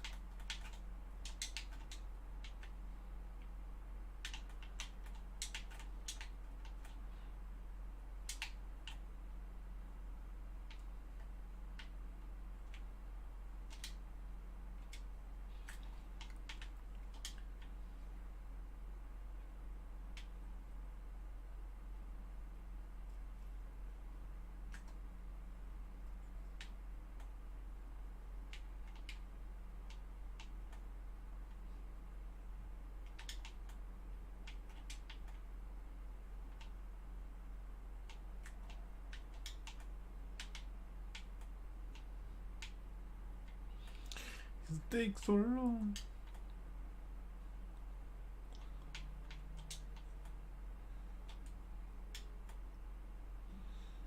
Well, thanks for that follow, Anderson.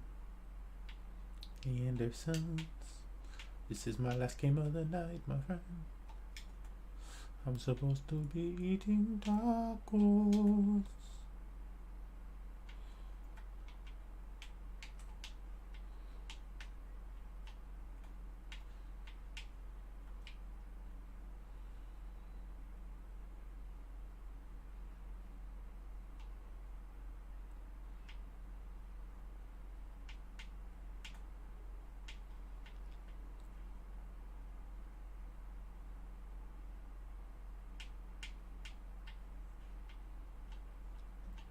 I mean, he said somebody was there, but I don't see anything.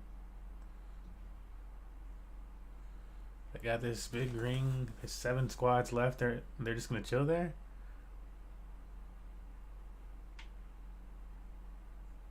I don't think people were actually in there. I think that was a missed call.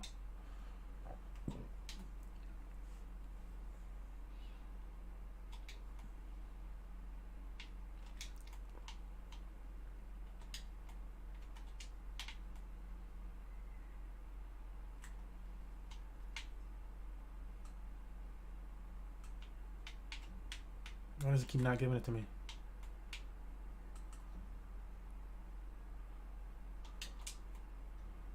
It wouldn't let me call that there was enemy tracks.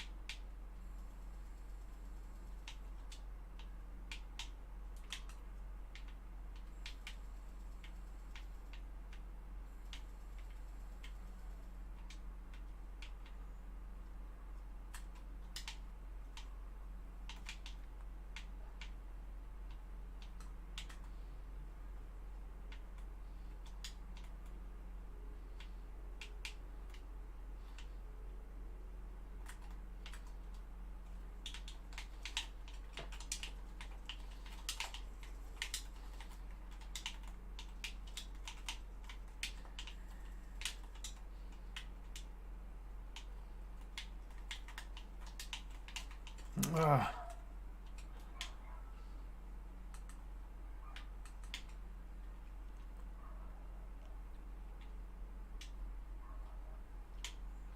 One of our guys can pick himself up.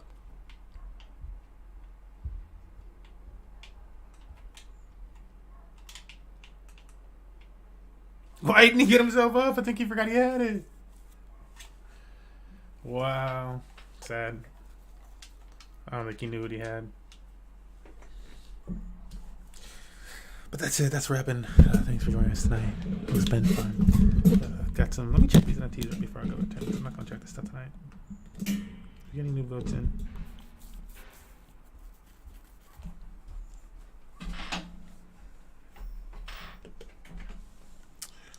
Any new votes? 1, 2.